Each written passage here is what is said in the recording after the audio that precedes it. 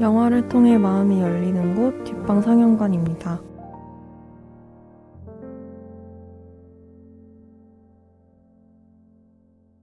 영화가 끝나면 우리는 뒷방에 모여 대화를 시작합니다. 나와 당신의 영화는 우리의 대화를 통해 새롭게 살아납니다. 영화를 통해 마음이 열리는 곳 비밀스러운 뒷방으로 여러분을 초대합니다. 와. 안녕하세요. 뒷방 상영관의 아토믹 바타 줄라이입니다. 안녕하세요. 안녕하세요. 이제 11월이 다 됐는데 요새 어떻게 지내셨나요? 대부터? 누가 말하고 누구야?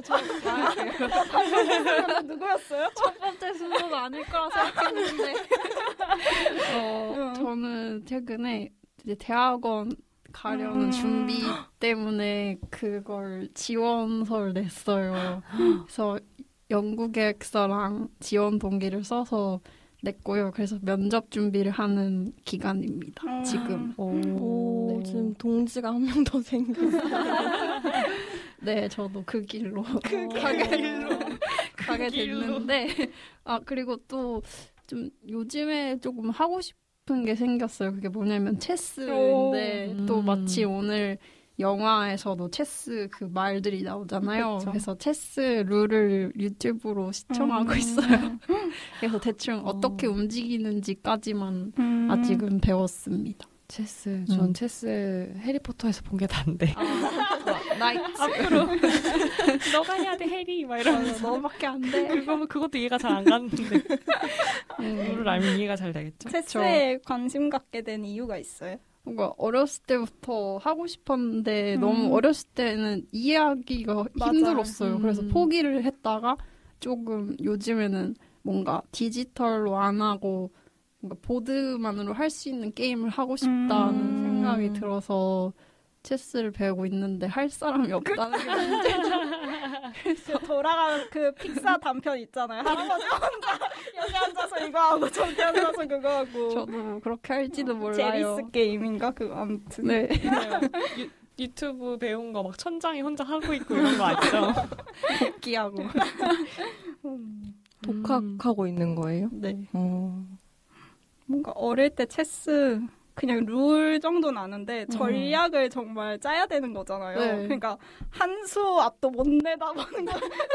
그냥 나 이거 움직이고 싶은데 움직여. 약간 이런 느낌으로 해가지고 체스 제가 너무 또 어려운 것 같아요. 뭔가 소개해드리고 싶은 룰이 하나 있는데 이 영화와 관련이 없을 수도 있지만 근데 체스에서 폰이라는 게 있어요. 폰이 좀 중요하지 않다고 여겨질 수 있는 게 되게 많거든요. 그 두 번째 줄 이렇게 쭉 놓여진 개념인데 제일 조그만 애들. 동그란 머리로 돼 있는데 걔가 한 칸씩 움직일 수 있어요. 근데 걔가 만약에 상대편의 끝까지 도달했을 때 상대편이 도달했을 때 내가 죽은 말 중에서 뭐 어떤 것 중에 하나로 승진을 할 수 있어요. 맞아요. 불러낼 수 있는 거예요? 그쵸. 그래서 그 룰이 좀 너무 재밌어가지고 영화에서는 피터가 폰인 것 같은데 피터가 그 안에 끝까지 가서 되게 중요한 문서를 가져오잖아요. 그래서 그 내용이랑 조금 생각이 나서 말씀드려봤어요. 약간 스마일리의 손이 돼서.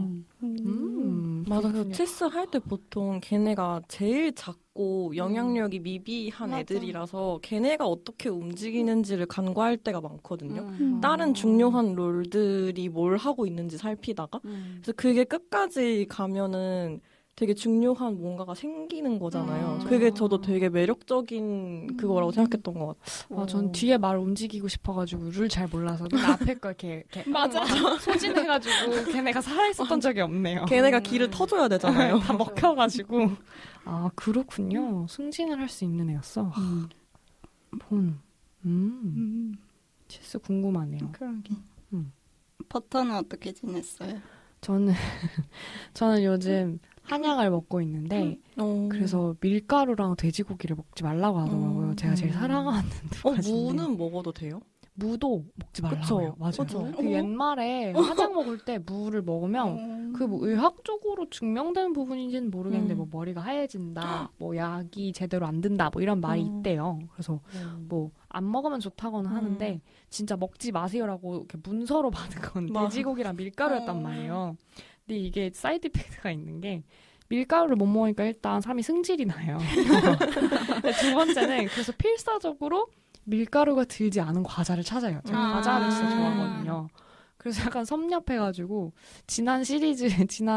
지난번 녹음 때 그 소금 식초맛 감자칩을 엄청 얘기했어요. 저 들었어요. 약간 의도치 않게 그렇게 됐는데 두 번째 시리즈로 추천을 드리면 그 나초칩 같은 애들이 주로 옥수수여가지고 감자칩이랑 나초칩 이런 애들이 밀가루가 없답니다, 여러분. 혹시 밀가루를 못 드시는 분이 계시다면. 두부 과자도 맛있는데 저 두부 과자 좋아해요. 그 밀가루 없어요? 그냥 정말 두부를 얇게 튀긴 그런 과자라서 오늘 사러 갑니다. 찾아보세요. 팝콘도 괜찮지 않아요? 그럼? 팝콘 맞아요. 그래서 얼마 전에 그 Everything Everywhere Once 그거 볼 때 팝콘을 진짜 큰 통을 사가지고 혼자 엄청 먹었어요. 진짜 너무 행복했답니다. 짭짤한 그 자본의 맛 아주 좋았어요. 파스타도 못 먹. 네, 파스타 슬프네요. 근데 글루텐 프리 파스타 사면 먹을 수 있죠. 사실 그렇게 필사적으로 하면 그럴 수 있는데 그냥 빵이 너무 먹고 싶고 파스타, 피자는 일단 을에 못 먹는 걸로 치워놓고 그리고 이제 그거를 되게 열심히 디테일하게 찾아야 되는데 그렇게 또 해먹기가 좀 애매해서 사 먹는 건 잘 그런 게 없고 빵도 뭐 막 그런 비건 빵 찾아보면 그런 게 많다고는 들었는데 제가 먹고 싶은 건 크림빵이어가지고 그런 게 다 밀가루가 참 많이 들어가더라고요. 그렇죠. 그래서 못 먹고 있습니다. 슬픕니다. 네, 좀 맛있는 대체제를 저희도 생각해 볼게요. 이제 좀만 더 버티면 다시 먹을 수 있어요. 그래도 한약 먹고 꼭 더 건강해지시는. 네, 성질이 좀 나빠져서 큰일이에요. 뭐가 더 좋은지 잘 모르겠어요. 약간 밸런스를 잘 맞춰야 될 것 같아요. 다시 성질이 좋아지겠죠? 빵을 먹으면? 토익 씨는 어떻게 지내셨어요? 저는 최근에 카라에서 지금 막 하고 싶은 단어 3개가 막 섞이고 있었어. 그러니까 카라에서 하는 그 서울 동물 영화제를 홍대 메가박스에서 진행을 했어요. 그래서 전 그 구경을 갔는데 제가 시간이 하루밖에 안 돼서 하루에 3편을 몰아서 봤는데 일단 본 작품은 캣데디들 그리고 눈표범 그리고 Everything Will Change 이거 저희가 이번 달 마지막 주에 방송할 영화고요. 아무튼 이 3편을 봤는데 저는 그 눈표범이라는 작품을 되게 보고 싶어 했거든요. 제가 이 영화를 어쩌다 알게 됐는지는 기억이 안 나는데 왓챠에 되게 예전부터 보고 싶어요를 해놨었어요. 그래서 영어 제목은 더 벨벳 퀸인데 이번에는 눈표범으로 상영이 되더라고요. 그래서 이건 다큐멘터리고 그런 야생동물 사진을 전문적으로 찍는 미니에르라는 분이 나오고 이 프랑스 영화거든요. 그래서 그분이 나오고 또 약간 여행가이자 뭐 글도 쓰고 뭐 그런 또 실뱅이라는 분과 함께 이제 눈표범을 보러 티벳의 굉장히 고원지대에 간 그 다큐멘터리예요. 그리고 이 감독님이 그 미니에르라는 분과 연인 관계이기도 하고 예전에는 뭐 늑대에 관한 영화도 찍었고 이런 분이라고 해요. 그래서 이분들이 가서 그 눈표범을 기다리는 내용인데 뭐 눈표범 외에도 그냥 그 고원지대에 사는 동물들 막 포착하는 게 되게 많이 나오거든요. 근데 추운 지방에 갈수록 그런 동물들의 말단부가 조그매지고 동글동글해지잖아요. 막 털이 많아지고 추우니까 열을 덜 발산하기 위해서. 그래서 그 동물들이 다 이렇게 동글동글하고 좀 큰 햄스터처럼 이렇게 다 동글동글하고 너무 귀여운 거예요. 제가 동물을 너무 좋아하니까 보는 내내 너무 재밌었고 그리고 되게 화면을 정말 이 사람들이 그 동물을 포착하기 위해서 기다리는 것처럼 보통 그런 화면을 보여주려면 약간 되게 잘 보일 때를 내보낼 수도 있잖아요. 뭔가 정말 쟤는 저기 있다 하면서 딱 실루엣이 뭔가 명확하다던가 색이 뭔가 딱 그냥 일반인의 눈에도 잘 보일 때? 근데 그게 아니라 정말 같이 보는 것처럼 저도 화면을 보면서 어디지를 찾아야 돼요. 약간 그게 정지되어 있는 상태에서 뭔가 살짝 저기 움직였다 하면은 거기에 동물이 있고 그래서 그게 되게 같이 긴장하고 그런 긴장감이 계속 쌓이니까 나중에 이제 진짜 원하던 동물을 만났을 때 뭔가 저도 되게 감동을 받게 되는 거예요. 같이 막 그래 이걸 기다렸지 약간 이런 거. 그래서 저는 따뜻한 극장에서 봤지만 그 사람들은 막 정말 막 콧물이 얼 정도의 추위를 견뎌가면서 전투식량 먹고 이러고 그 동물 기다렸던 건데 그게 되게 함께 경험하는 느낌이 되게 좋았어요. 그래서 어디서 이제 또 볼 수 있을지는 모르겠지만 기회가 된다면 정말 추천드립니다. 와, 콧물이 열정. 콧물에 꽂혔군요. 나는 알지? 네, 그 월터의 상상은 현실이 된다. 그거 생각났어요. 맞아요. 저도 그거 생각났어. 그리고 그 Everything Will Change는 감독님이 또 이번에 겸사겸사 내한을 했고 그 영화제에서 GV도 해서 들었거든요. 근데 되게 유쾌하고 되게 귀여우시더라고요. 그 영화가 지금 잠깐 소개를 하자면 빈 벤더스 감독이 제작을 한 영화인데 이제 이 감독님도 독일 분이세요. 맞겠지? 독일 분이에요. 근데 이제 영화는 영어로 진행이 되지만 그래서 GV 시작했을 때 자기한테 빈 벤더스 감독은 정말 영웅 같은 존재고 이런데 혹시 한국에서도 유명한지 궁금하다고 갑자기 서베이를 하고 싶다면서 아는 사람 손 들어달라고 막 이러시더라고요. 그래서 이제 사람들이 막 좀 손 드니까 그래서 정말 독일에서는 뭐 정말 유명하고 많이 존경받는 분이다 막 이런 말도 하고 그냥 전반적으로 되게 유쾌하신 분이었고 영화도 유쾌했습니다. 이게 11월 9일인가 개봉인데 보시고 마지막 주 방송 기대해주세요. 집이어서 설베이를 하다니. 그러니까.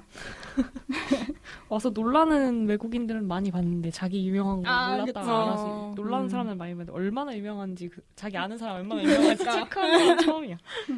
정말 팬심으로 한 것 같아요. 줄라이는 어떻게 지냈나요? 저는 뭘 얘기할까 고민을 하다가 사실 이 녹음 직전에 아토믹한테 선물을 받았어요. 제가 최근에 생일이었는데 지금 선물로 받은 게 H마트에서 울다라는 책이거든요. 근데 이게 제가 원래도 읽고 싶었던 책이었는데 최근에 그 Everything Everywhere All at Once를 보고 이 책이 더 읽고 싶었어요. 뭔가 이들만의 감성 이들만의 어떤 느껴온 역사성이나 어떤 정체성이나 그런 것들에 대한 궁금증이 더 많이 생겨가지고 왜냐면 제가 사실 저는 미국에서 태어났는데 1살 때 바로 한국으로 와가지고 진짜 제일 애매하거든요. 제 정체성이 진짜 제일 애매하거든요. 차라리 막 뭐 왔다 갔다 하면서 살았거나 오래 뭐 미국에서 살다 왔거나 하면은 또 다를 수도 있는데 저는 그러니까 국적이 미국인데 제 모국은 한국 같은 느낌이 너무 많이 드는 사람이고 그렇다고 미국의 영향을 아예 안 받으면서 자란 건 또 아니고 왜냐면 부모님이 오래 사셨으니까 그게 되게 애매했던 사람이라 어렸을 때부터 그런 사람들의 이야기가 항상 궁금했거든요. 이런 다양한 정체성을 가진. 그래서 이 책이 너무 읽고 싶었는데 마침 딱 선물을 받았는데 그 이유가 제가 그 에브리띵 그 영화를 좋아한다는 걸 알고 있기도 했고 그 왓챠피디아에 저 책 읽고 싶어요 목록을 봤다는 거예요. 서치해야죠. 그게 진짜 너무 감동, 귀여움, 자상한 포인트여가지고 네 그게 저희 지금 너무 행복한 근황입니다. 고맙습니다. 재밌게 읽길 바랍니다. 그러면 저희 근황 이야기는 여기서 끝내고 잠깐 홍보 타임 가질게요. 저희 뒷방상영관은 인스타가 있습니다. 다음 달 상영작을 소개하고 방송에서 미처 전하지 못한 이야기나 좋았던 장면 등을 올리고 있으니 많이 팔로우해주세요. 그리고 저희는 여러분의 이야기도 듣고 싶습니다. 인스타 팟빵 댓글, 이메일 그리고 익명 메시지를 보낼 수 있는 에스크드 등을 통해 하고 싶은 말을 보내주세요. 에스크드와 이메일 주소는 인스타 프로필 또는 팟빵 소개란을 참고해 주시면 됩니다. 그러면 저희 오늘 뒷방상영관 201번째? 한 번째 이렇게 읽는 거 맞나? 숫자가? 201번째 상영작은 토마스 알프레드슨 감독의 틴커 테일러 솔저 스파이입니다. 이 영화를 일단 제가 추천을 했는데 제가 추천했던 이유는 제가 최근에 이 영화의 원작 소설을 읽었어요. 근데 이 영화 자체는 개봉했을 즈음에 봤었고 그 당시에 제가 게리 올드만을 정말 사랑했거든요. 그리고 게리 올드만을 비롯해서 영국에 엄청나게 빠져 있었기 때문에 영국 드라마, 영국 뭐 음악 이런 거에 굉장히 빠져 있었기 때문에 그 당시에 이 영화를 되게 좋아했는데 그때는 항상 잤어요. 자거나 이해를 잘 못하거나 근데도 이 영화가 뭔가 좋았단 말이에요. 이 분위기라는 게. 그런 것만 간직하고 있다가 이번에 책을 다시 읽고 영화를 다시 보니까 너무너무 재밌는 거예요. 그래서 책을 또 막 훑어보고 영화 또 보고 해서 안 되겠다. 이거는 말을 해야지 나의 마음이 풀리겠다. 이 영화를 놓아줄 수 있겠다. 그래야. 그래가지고 친구들한테 하자 했는데 친구들도 마침 반응이 뜨겁게 4명이 모이게 됐어요. 네. 올리자마자 이거 어때요 하자마자 다들 팅태솔 막 이러면서 반응이 핫했죠. 너무 11월에 딱 맞는 영화예요. 맞아. 그리고 저도 진짜 공감되는 게 저도 이거 개봉했을 쯤 봤는데 나이가 어려서 그랬던 것 같기도 하고 되게 보는 둥 마는 둥 했던 것 같아요. 맞아. 항상. 근데 뭔가 이름이 자꾸 너무 멋졌어. 마음에 들었어. 맞아. 근데 막상 까보면 알맹이 오래 못 봐. 맞아. 그래서 이게 너무 끝내고 싶었어요. 그래서 이번을 계기로 끝내고 이야기를 나눌 수 있어서 저도 이제 이 멋진 이름의 영화를 좀 도와줄 수 있겠다. 저도 사실 고등학교 때 영국 배우들 너무 좋아해가지고 그쵸. 일단 베네딕트 컴버배치 때문에 저는 그때 딱 봤고요. 셜록하고 막 맞아요. 이럴 때잖아요. 콜린 퍼스. 그래서 그때는 저는 이 영화를 이해를 못했어요. 계속 보면서 이해하려고 했었는데 못하고 그냥 그 되게 영화 유명한 장면인 라멜 노래가 나오는 그 시퀀스만 계속 보고 그랬었던 기억이 나네요. 줄라이 전에 봤던 건가요? 아니 이번이 처음이었어요. 처음 본 봐야지 하다가 뭔가 계속 미루게 됐던 뭔가 준비를 하고 보고 싶은 영화였어. 내가 너무 배경 지식이 하나도 없는 상태로 이 영화를 봐도 되나라는 생각이 들어서 미루다가 결국 배경 지식이 없는 상태로. 근데 뭐 배경 지식을 어떻게 갖추나요? 스파이 그걸 생략한다. 그래서 결국 봤는데 너무 좋았고 근데 이 영화를 하고 싶었던 건 그냥 11월에 너무 딱 맞는 그쵸. 영화일 것 같았고 그리고 제가 배랑 버터랑 녹음을 한 적이 없어가지고 네, 그래서 하고 싶어가지고 네 그런 것도 있었어요. 맞아요. 저도 줄라이 아토믹이랑 녹음하는 거 처음인 것 같아요. 저랑요? 네. 그런가? 원래 전에 뭘 했어야 했는데 그날 방랑자 아토믹이 못했고. 아팠어요. 그리고 처음인가? 만나서 그 반가워요. 녹은 또 버터가 못 나와가지고 그러네? 맞아요. 제가 또 코로나에 맞아, 걸려가지고 맞아. 드디어 만났네. 반갑습니다. 그러면 감독님 얘기 잠깐 하면은 토마스 알프레드슨 감독님은 스웨덴 출신이고요. 아버지도 그런 코미디언도 하시고 작가, 감독의 일을 하셨다고 합니다. 또 형인 다니엘 알프레드슨도 영화 감독인데 그 밀레니엄 시리즈 있죠. 이것도 이제 스웨덴 소설이 원작인데 그 데이비드 핀처 감독 거는 이제 할리우드판이고 그거 말고 스웨덴 판의 2편, 3편의 감독을 맡았었다고 합니다.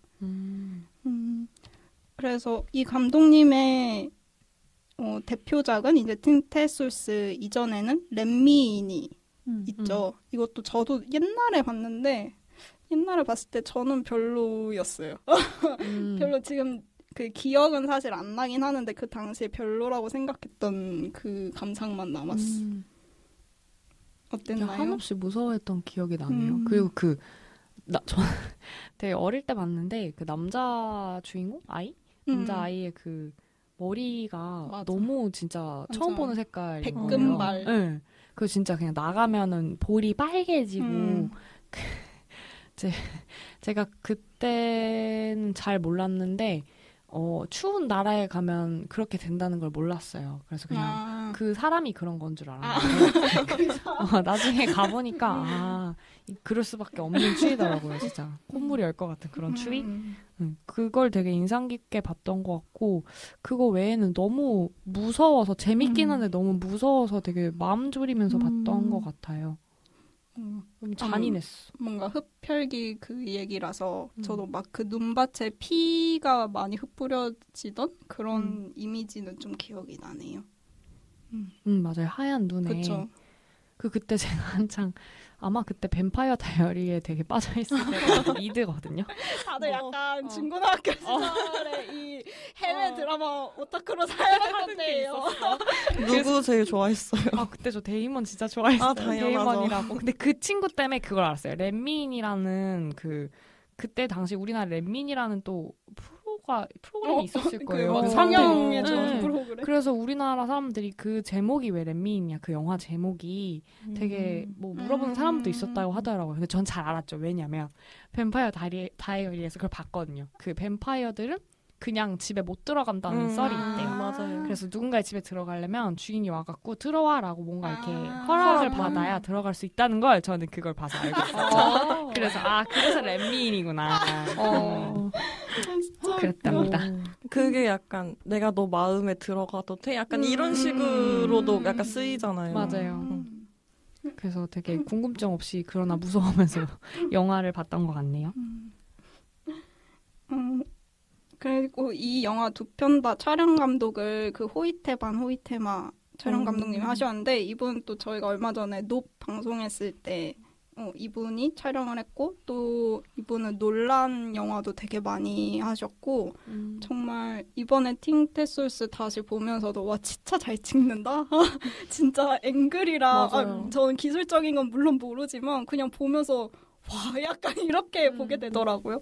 그래서 되게 감탄을 많이 했습니다. 이 노비랑 비교해 보면 진짜 촬영 방식이 진짜 다르잖아요. 뭔가를 강조하는 방식도 맞아. 완전히 다르고 그래서 너무 다른 걸 어떻게 그렇게 다 잘할 수 있는지 너무 신기해요. 되게 노브는 아무래도 그 광활한 곳과 광활한 대지와 광활한 하늘을 배경으로 엄청 탁 트인 곳에서 하는데 여기는 정말 갇히고 갇힌 프레임을 엄청 만들잖아요. 그래서 그런 차이점도 되게 재밌는 것 같아요. 그리고 배우들은 유명한 배우가 너무 많이 나오는데 뭔가 그분들은 하나하나 뜯어볼 수는 없을 것 같고 뭐 좋아하는 배우나 좋아하는 그 배우의 작품 같은 거 있나요?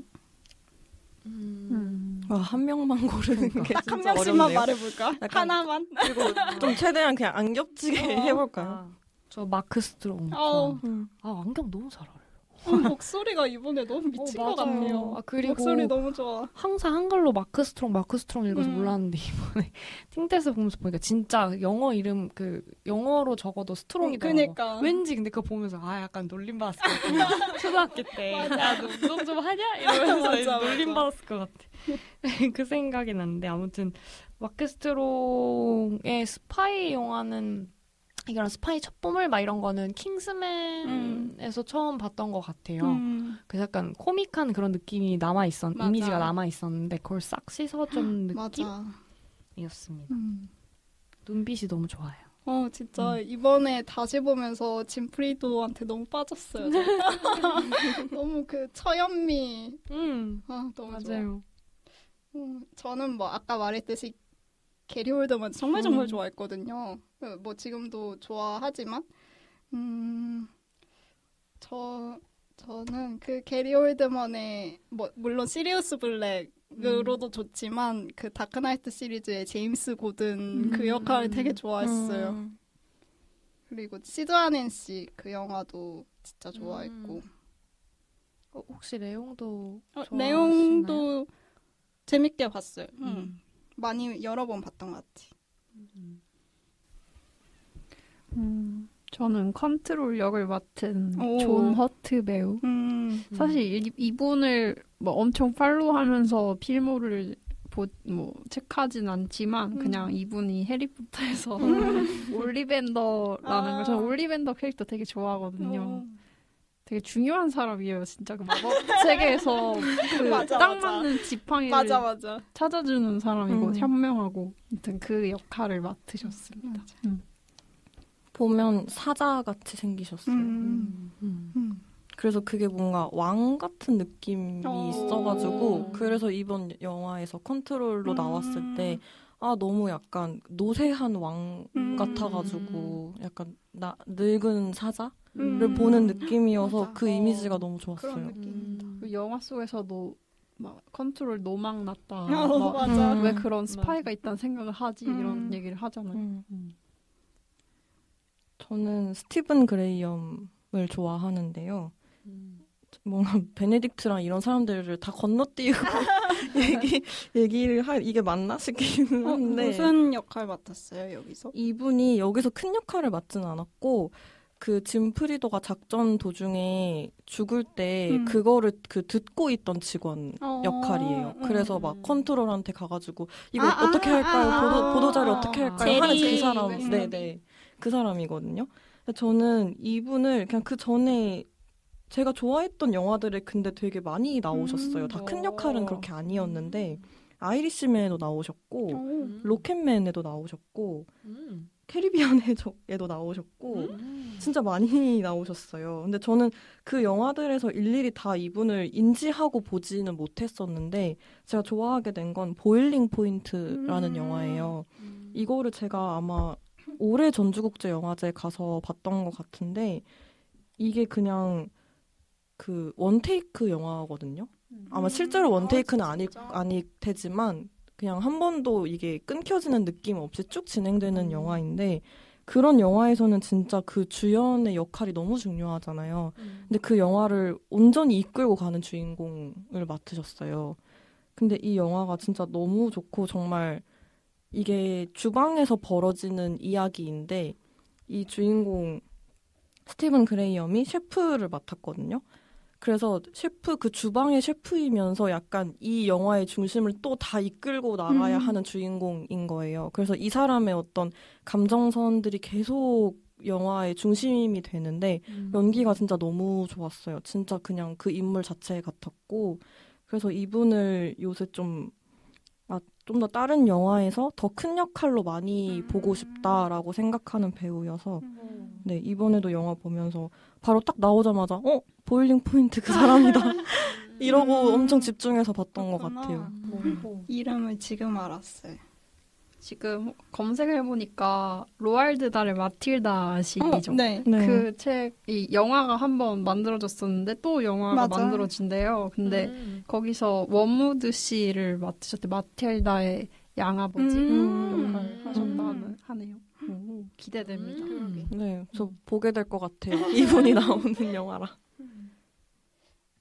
뭐 그 외에도 콜린 퍼스나 뭐 베네딕트 컴버배치 등등 또 리키타르 토비 존스 맞아 토비 존스도 나오고 토마디도 나오고 진짜 이름은 몰라도 어디선가 봤을 법한 그런 배우들이 정말 많이 나오죠. 네.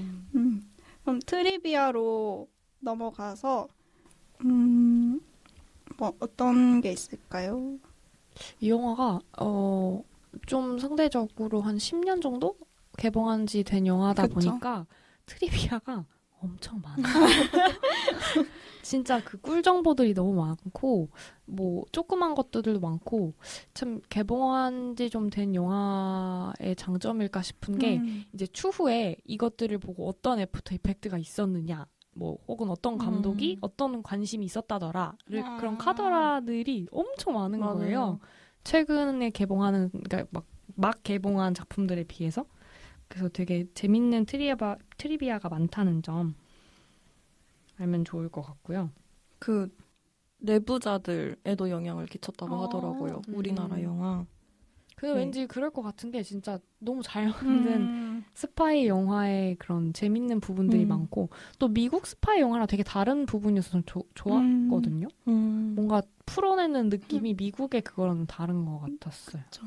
뭔가 그런 행동 뭐라 해야지 그런 액션의 행동보다는 뭔가 정말 다들 느긋한 것 같으면서도 뭔가 속으로는 다 꿍꿍이가 있고 그걸 보는 은밀한 그 느낌이 진짜 재밌는 것 같아요. 약간 저한테는 어떤 느낌이었냐면 미국 스파이 영화 같은 느낌은 그냥 그 비닐봉지 과자 빵 뜯는 이런 느낌인데 영국 뭔가 팝콘 천천히 튀기는 거 있잖아요.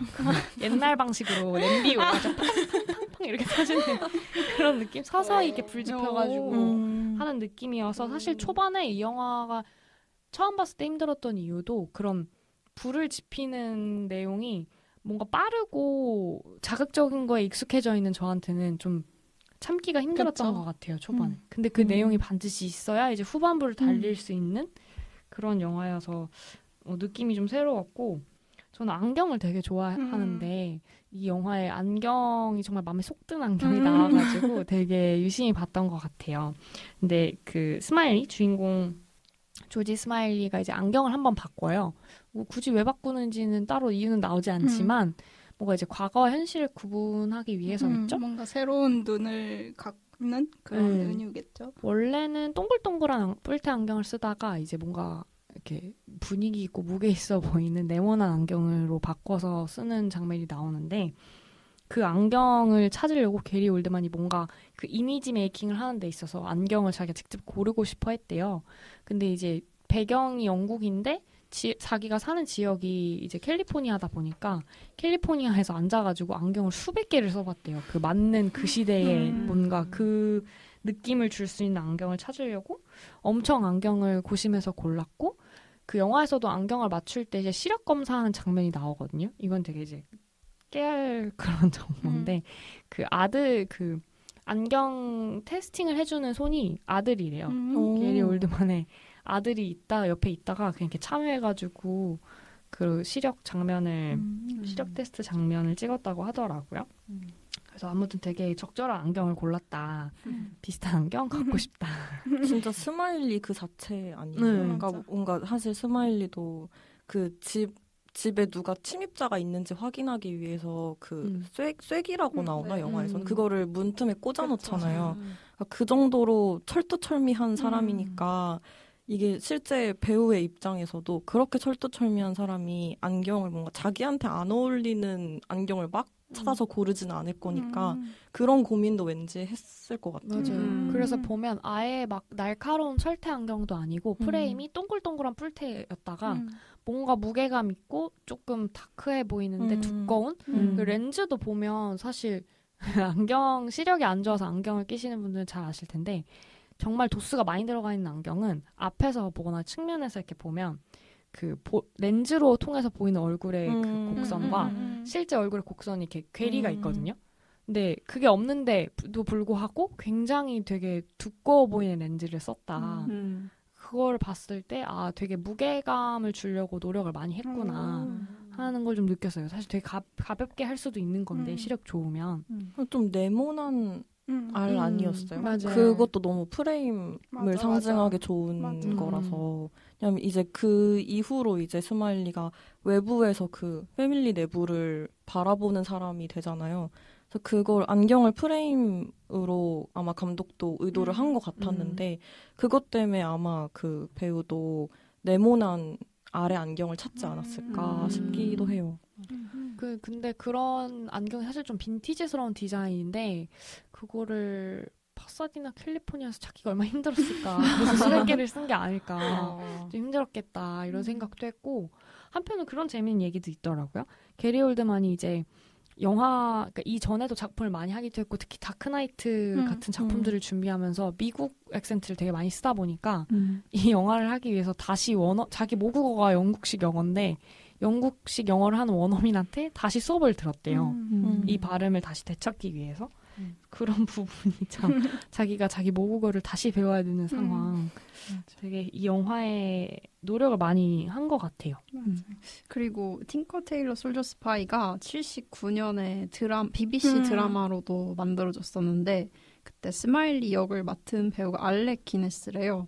근데 게리 올드만 자신이 알렉 기네스가 연기한 스마일리가 너무 좋아서 되게 많이 참고를 했다고 하더라고요. 그래서 저는 궁금해서 그냥 유튜브에서 옛날 그 팅테소스 영상을 좀 봤는데 안경이 되게 비슷해요. 맞아. 안경이 알레킨 엑스의 스마일리가 쓴 안경이랑 그 영화 속에서 바꾼 안경이랑 되게 비슷하더라고요. 요즘에 그런 안경이 다시 유행하고 있는 것 같긴 해요. 지금 버터도 사실 비슷한 걸 쓰고 비슷한 거 있어요. 쓰고 있는데 다시 약간 레트로가 유행하면서 그런 빈티지가 많이 가미된 이제 물론 이제 요즘 메테리얼 약간 아세테이트 엄청 쓰고 그렇긴 한데 그 시대의 디테일들이 다시 이제 유행을 하더라고요. 어렵지 않게 찾아볼 수 있는 것 같아요. 좀 이렇게 무게감 있어 보이고 싶을 때 딱 잡으면서 그럴 때 착용하기 좋은 안경인 것 같아요. 스마일리 안경.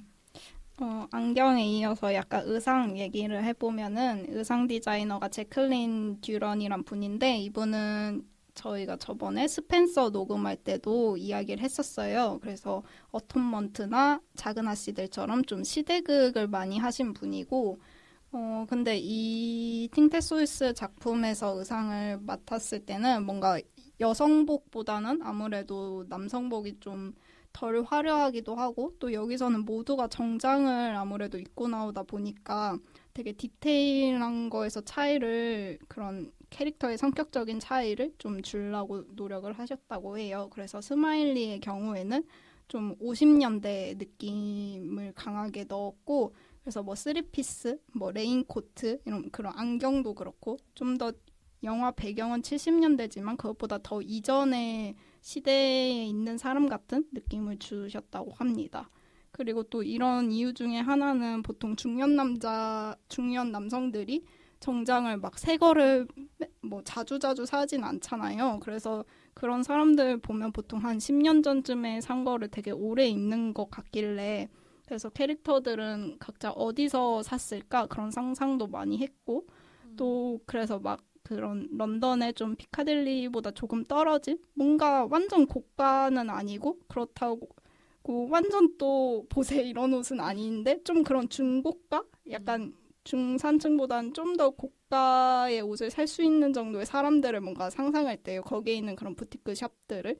그래서 패셔너블하진 않지만 뭔가 특정 스타일을 갖고 있는 그런 샵들을 생각해서 그런 옷들을 준비했고 그래서 여기서 가장 젊은 피터가 나름 패셔너블하게 나온다고 합니다. 그래서 막 행커칩도 막 하늘색 쓰고 막 이러잖아요. 그런 포인트가 좀 더 있었고 그리고 빌은 제가 그 빌 장면 중에서 되게 좋아했던 게 그 주황색 회의실 있잖아요. 거기서 막 발 올려놓고 차 마시면서 뭐 문서 보는 장면이 있는데 그때 양말이 약간 분홍색 양말 신고 막 그 안경이랑 좀 갈색 수트 같은 거 입은 그 착장을 제가 되게 좋아했는데 약간 그런 이거는 이제 그 원작자인 르카레 그 작가님이 뭔가 이 캐릭터를 얘기해 줬을 때 좀 그렇게 옷을 특이하게 입는 남자들이 있다 하면서 뭔가 그런 자신감이 좀 있고 뭔가 그런 약간의 화려한 포인트가 있는 사람이라고 해서 좀 그런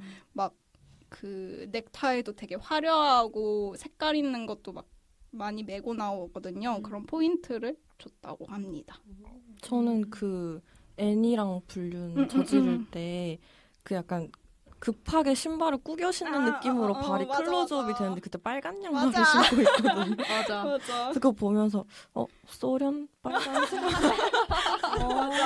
또 그렇게 생각했구나. 저는 부츠에 너무 눈이 들어서 맞아. 데저트 부츠였던 맞아. 것 같은데 맞아요. 뭔가 그것만 봐도 이 사람이 옷에 관심이 좀 있다는 걸. 전 찻잔도 거기 회의실 가면은 다들 막 맨날 컨트롤한테 혼나고 맨날 안 좋은 소리 듣고 막 화 잔뜩 나고 얼굴 우락불그락인데 빌만 혼자서 맨날 발 올려놓고 파란색 약간 그 청록색의 티를 항상 갖고 다니잖아요. 그 회의실에 항상 있어. 집만 먹고 다른 사람은 안 먹고 그게 너무 약간 뭔가 여유가 있어 보이는 그런 당찬 이미지가 좀 있어 보였어요. 여유가 맞아요. 있고 뭔가 그랬네요. 또 더 이야기하고 싶은 트리비아가 있을까요? 이 영화의 결말을 미리 알고 싶지 않으신 분들은 이 영화가 개봉을 하고 얼마 안 있다가 폴 스미스라는 영국의 디자이너가 콜라보를 해가지고 그 매기스 캔서 센터라는 데 기부하기 위해서 내 사종의 포스터를 작업했었어요.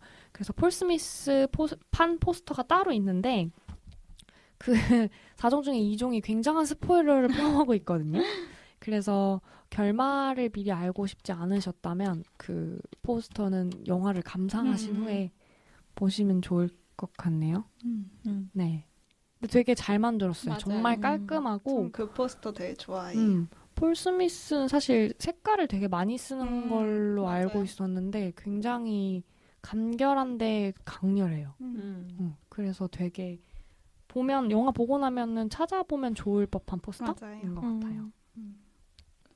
저희 존 르칼의 얘기를 했나요? 안 아니요? 했어요. 아토믹 책을 읽은 아토믹 혹시 근데 뭐 전 작가에 대해서는 막 찾아보진 않았는데 뭐 그런 실제로 정보국에서 일을 했었다는 그런 이야기가 있죠. 네. 그리고 그런 뭐 서커스라던가 뭐 스케이프 헌터, 두더지 등등의 그런 용어들을 이분이 소설에서 만들어서 쓴 건데 실제로도 아예 그게 고착화돼서 실제 현장에서까지 쓰이게 되는 맞아요. 그렇게 됐다네요. 그리고 그분을 영화에서 보실 수 있습니다, 여러분. 이 영화의 카메오로 등장을 하는데요. 크리스마스 파티 장면이 되게 자주 나오는데 중간에 노래가 나오는 장면이 하나 있어요. 그때 이제 가장 먼저 벌떡 일어나서 노래를 따라 부르는 그 분이 바로 작가님이라고 하네요. 얼굴을 몰라가지고 이따 다시 봐야겠다. 빨간 타이를 메고 있는 할아버지라고. 거의 스탠리처럼 출연을 하셨네요. 그러네. 저 약간 산타클로스인 줄 알고 얼른 막 재미삼아서 들어갔는데 뭐 산타클로스는 아니었고 저 산타가 누군지 진짜 궁금했거든요. 저렇게 나댄 사람 도대체 누굴까 했는데 그냥 배우였나 봐요.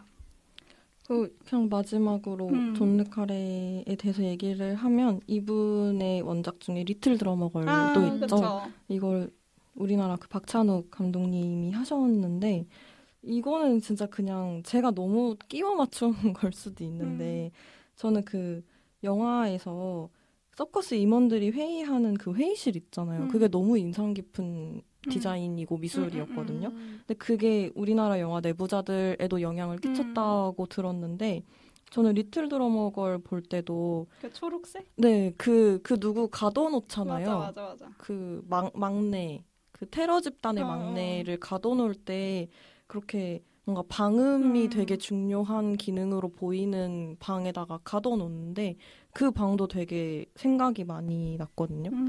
그래서 네. 사무실 구조 좀 인상적이었던 것 같아요. 그 시대적인 배경도 있겠지만 뭔가 막 문이 열리는 방식이라던가 그런 서고의 느낌이라던가 혹은 그 초반에 나오는데 이렇게 책상인데 가운데가 뻥 뚫렸는데 맞아요. 밑에 층이 보이는 진짜 그런 특이해. 그거 너무 되게 특이한데 그게 영화를 위해서 만들어진 느낌인 건지 아니면 그 시대 사무실에 그런 디테일들이 흔했던 건지는 모르겠거든요. 되게 재밌는 디테일이었던 것 같아요. 책상인데 가운데가 뻥 뚫렸어. 펜 연필 이렇게 또로 굴러가면 밑에 주워달라 불러야 저도 같은 생각하면서 봤는데 이게 뭔가 답이 없었거든요. 이입을 제대로 했네. 뭐 떨어지면 너무 위험하지 않나요? 뭐 바로 머리인데 되게 신기하게 생겼어요. 엘리베이터도 막 무슨 나중에 막 피터 서 있는데 그 약간 화물칸처럼 네, 생겼어. 에스터 헤이즈가 맞아. 엘리베이터에서 이렇게 내리는데 화물 문이 엘리베이터 이렇게 같은. 위아래로 열리잖아요. 맞아요. 옆으로 열리는 게 아니고 되게 화물용 그걸 그냥 쓰나 싶기도 했고 좀 독특한 건축의 맞아요. 모습이 많이 보였던 그리고 것 같아요. 건물 자체도 약간 이렇게 미음자처럼 막혀 있는 듯한 그래서 그 내부에 아까 말한 뻥 뚫린 그 테이블도 그렇고 뭔가 개방적인 뭔가 이 누구나 볼 수 있는 공간이 있지만 또 되게 가둬놓고 보는 듯한 되게 폐쇄성과 그 뭔가 개방성이 같이 있는 그런 모습이 많이 나오는 것 같아요. 그냥 화면 자체의 구성도 그렇고. 뭔가 네모난 어떤 이미지가 되게 많았던 맞아요. 것 같아요. 사무실에. 그 책상이 그 뻥 뚫려 있던 그것도 완전 네모난 그거였고 그 스마일리랑 컨트롤이 이렇게 쫓겨나고 나서 이제 계속 계단을 계속 내려오면서 밖으로 나가게 되는 장면이 있는데 거기서도 거기 진짜 좋아.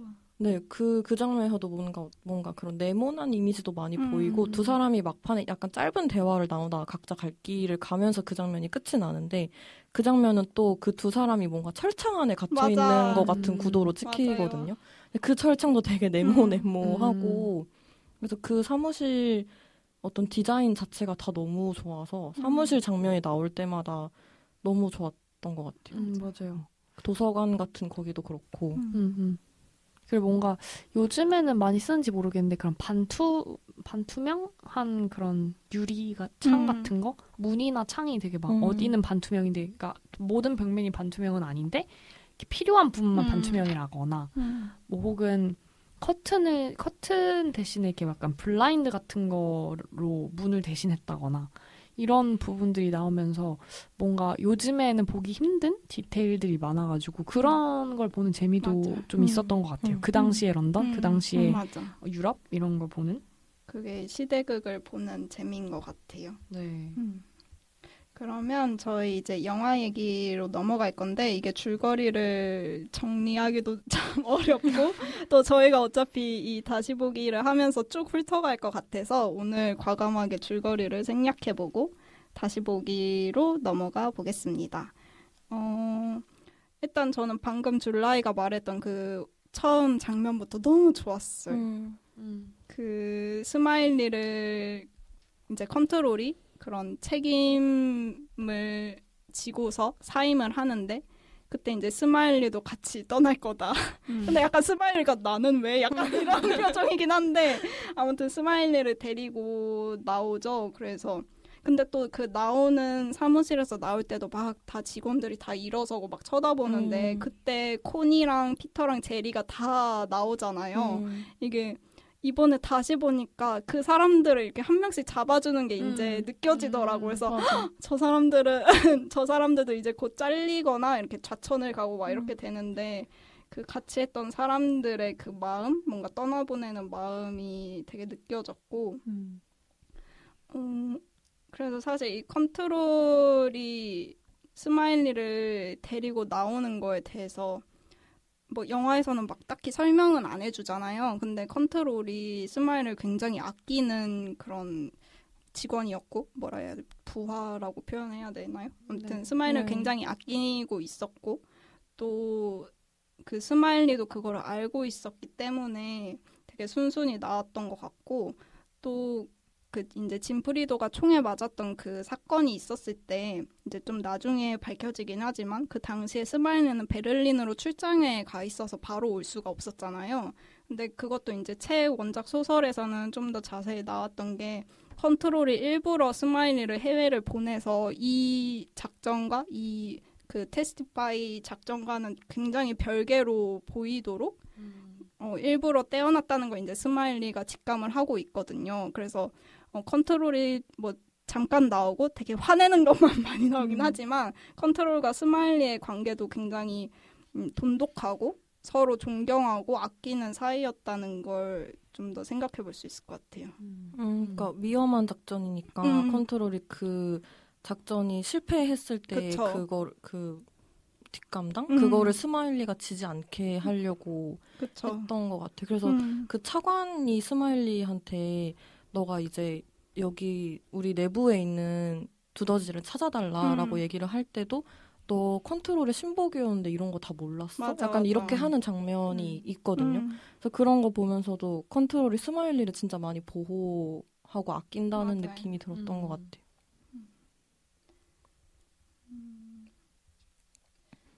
그리고 스마일리 얘기를 이어가자면 저는 그 스마일리가 자기 집에 이렇게 들어가는 장면에서 그 쐐기풀 문에 있는 거 그거 다 제거하고 집에 들어가고 그 집에 들어가면서 불을 하나씩 켜는 장면이 나오는데 그런 식으로 뭔가 이 사람이 혼자 살고 있다는 걸 영화가 그렇게 보여주는 거예요. 그러니까 보통은 집에 들어가면 불이 다 켜져 있고 약간 이런 이미지가 많은데 깜깜한 집에 들어가서 혼자 불을 하나씩 켜는 게 이 사람이 혼자 살고 있다는 걸 보여주면서도 이 사람이 뭔가 이게 불이라는 게 우리가 진실을 밝히는 그거랑 연결될 때가 많잖아요.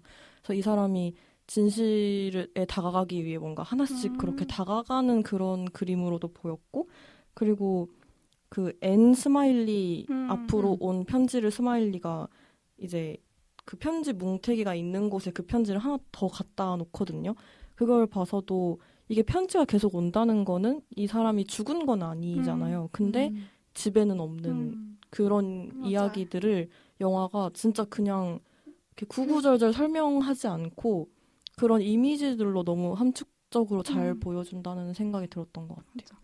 그리고 저는 이제 스마일리가 딱 은퇴하고 다음 장면이 혼자 침대에서 일어나는 장면인데 그때도 그 이제 큰 침대고 베개가 2개 놓여 있는데 만약에 원래 혼자 자는 사람이면 가운데서 잤을 거란 말이죠. 근데 옆쪽에서 자고 있어요. 하나는 비워둔 채로. 그래서 그렇게 일어나는 것도 여전히 앤을 기다리고 있는 뭐 그리워하는 그런 마음이라고 느꼈어요. 그리고 그 장면에서 거울을 보잖아요. 근데 거울을 보여주면서 화장대 맞아. 화장품을 보여주는데 그것도 좀 맞아. 되게 막 인상 반지 같은 장신구도 막 있고 그때 그 스마일리의 얼굴이 너무 귀여워. 제가 게리몰도 막 너무 좋아해서 그런데 아무튼 너무 뭔가 그렇습니다. 귀엽죠. 약간 귀여웠어요.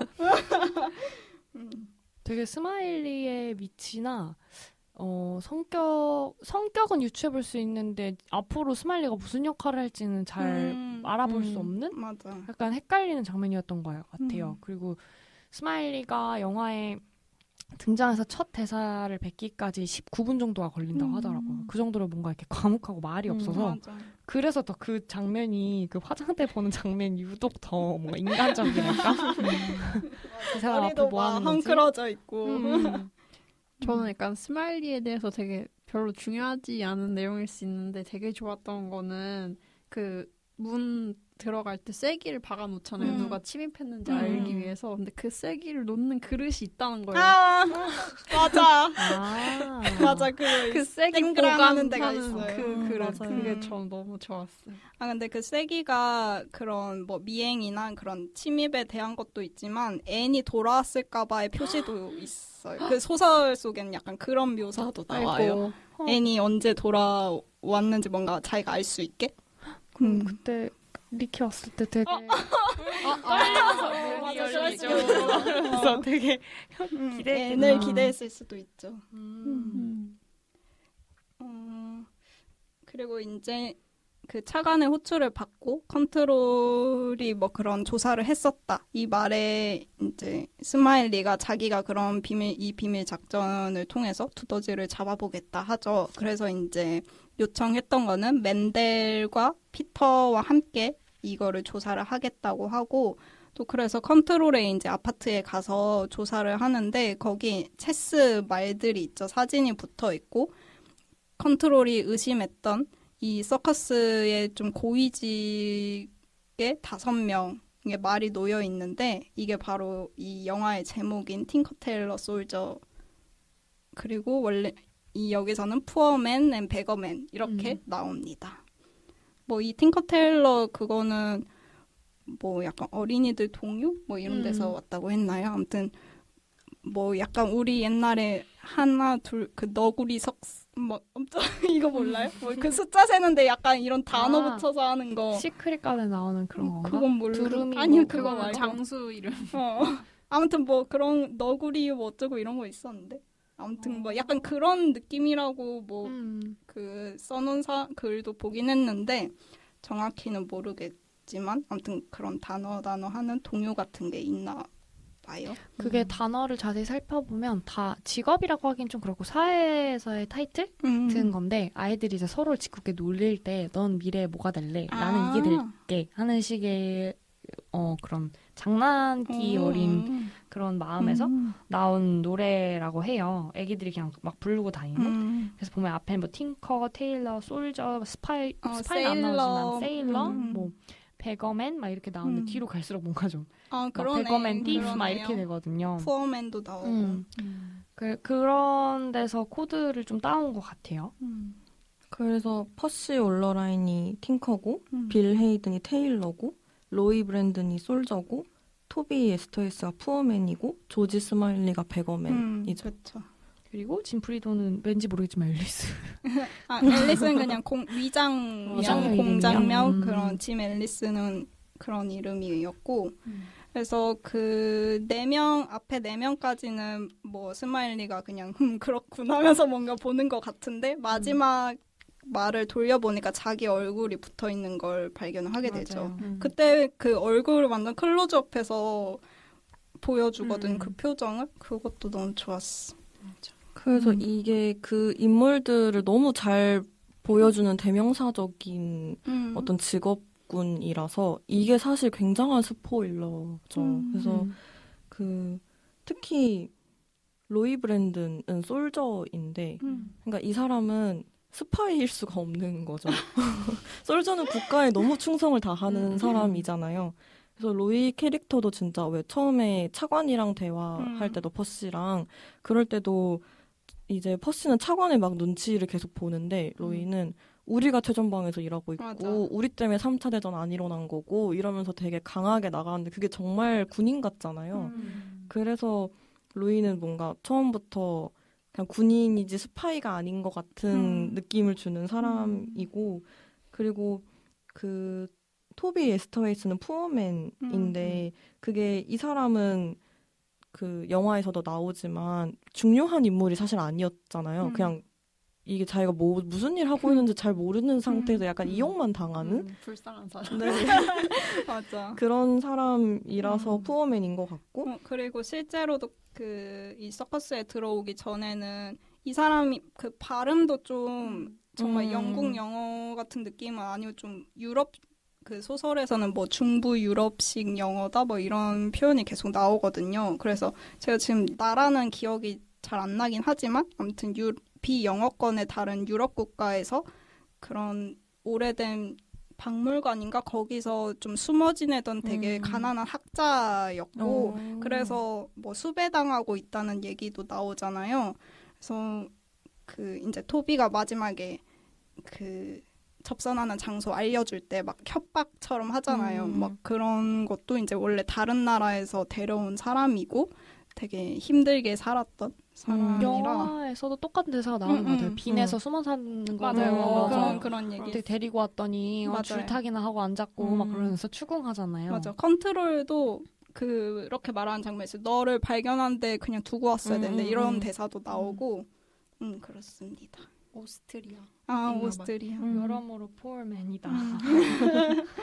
그 조지 스마일리가 이제 배거맨으로 나오는데 왜 배거맨이지? 라고 생각해보니까 사실 이 사람이 진짜 남은 게 아무것도 없는 사람이긴 하더라고요. 컨트롤도 떠났다가 결국 죽었고 부인인 앤을 너무 사랑하는데 앤도 떠났고 그리고 그 자기 부인과 빌이 내연 관계인 거를 알았어도 사실 그거에 뭐라고 하지 않는 사람이잖아요. 근데 결국 그런 빌도 이 사람이 자기 손으로 떠나보내고 그런 식으로 뭔가 남는 거 하나 없이 계속 떠나보내게 되는 사람이라서 그래서 배거맨인가? 라는 생각이 들기도 했던 것 같아요. 그래서 결국 이게 리더라는 게 진짜 외로운 자리인데 결국 그 컨트롤이 나간 그 자리를 마지막에 스마일리가 차지를 하게 되잖아요. 그것도 참 가진 게 하나 없는 리더가 되는 것도 너무 스마일리의 인생 서사의 딱 결말 같은 느낌이었던 것 같아요. 저는 사실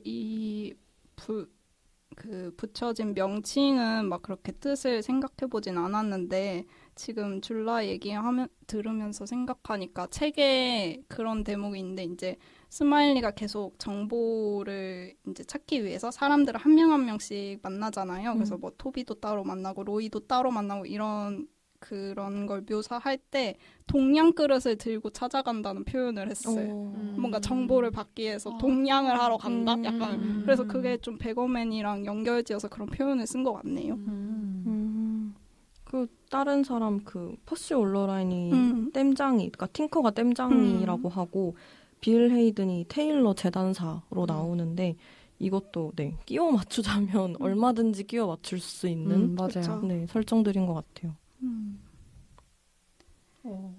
재밌어요. 저는 사실 이티커 테일러 솔저 그리고 푸어맨 이게 이름이랑 그냥 저는 상관이 없다 생각했거든요. 음. 근데 이렇게 얘기를 들으니까 너무 재미있어가지고 제가 본 거는 그러니까 전 체스에 빠져 있으니까 빠지기 시작했으니까 보인 거는 이게 영국 쪽 사람들은 말이 검정색이에요. 근데 좀 나중에 나오는 장면 이제 그 컨트롤이 생각하고 있었던 이 체스 말을 이제 스마일리가 다시 가지고 생각을 하게 되는데 거기서 퀸 역할이 2개가 있어요. 검정 퀸이 있고 화이트 퀸이 있는데 그 검정색 퀸에는 스마일리 사진이 붙어 있고 하얀색 퀸에는 카를라라는 이름이 써 있거든요. 그래서 이 영화 속에서 카를라가 사실은 영국 정보기관에 침투를 해 있는 상황이니까 뭔가 이게 블랙의 진영에 화이트가 들어와 있는 그리고 그 위계가 스마일리랑 같고 그래서 그런 것들이 좀 재미있었던 것 같아요. 원래 그 체스에서 뭔가 저 자세히는 모르는데 검은색이 뭔가 내 편이고 하얀색이 남의 편 같은 이미지가 좀 있지 않아요? 잘 모르겠어요.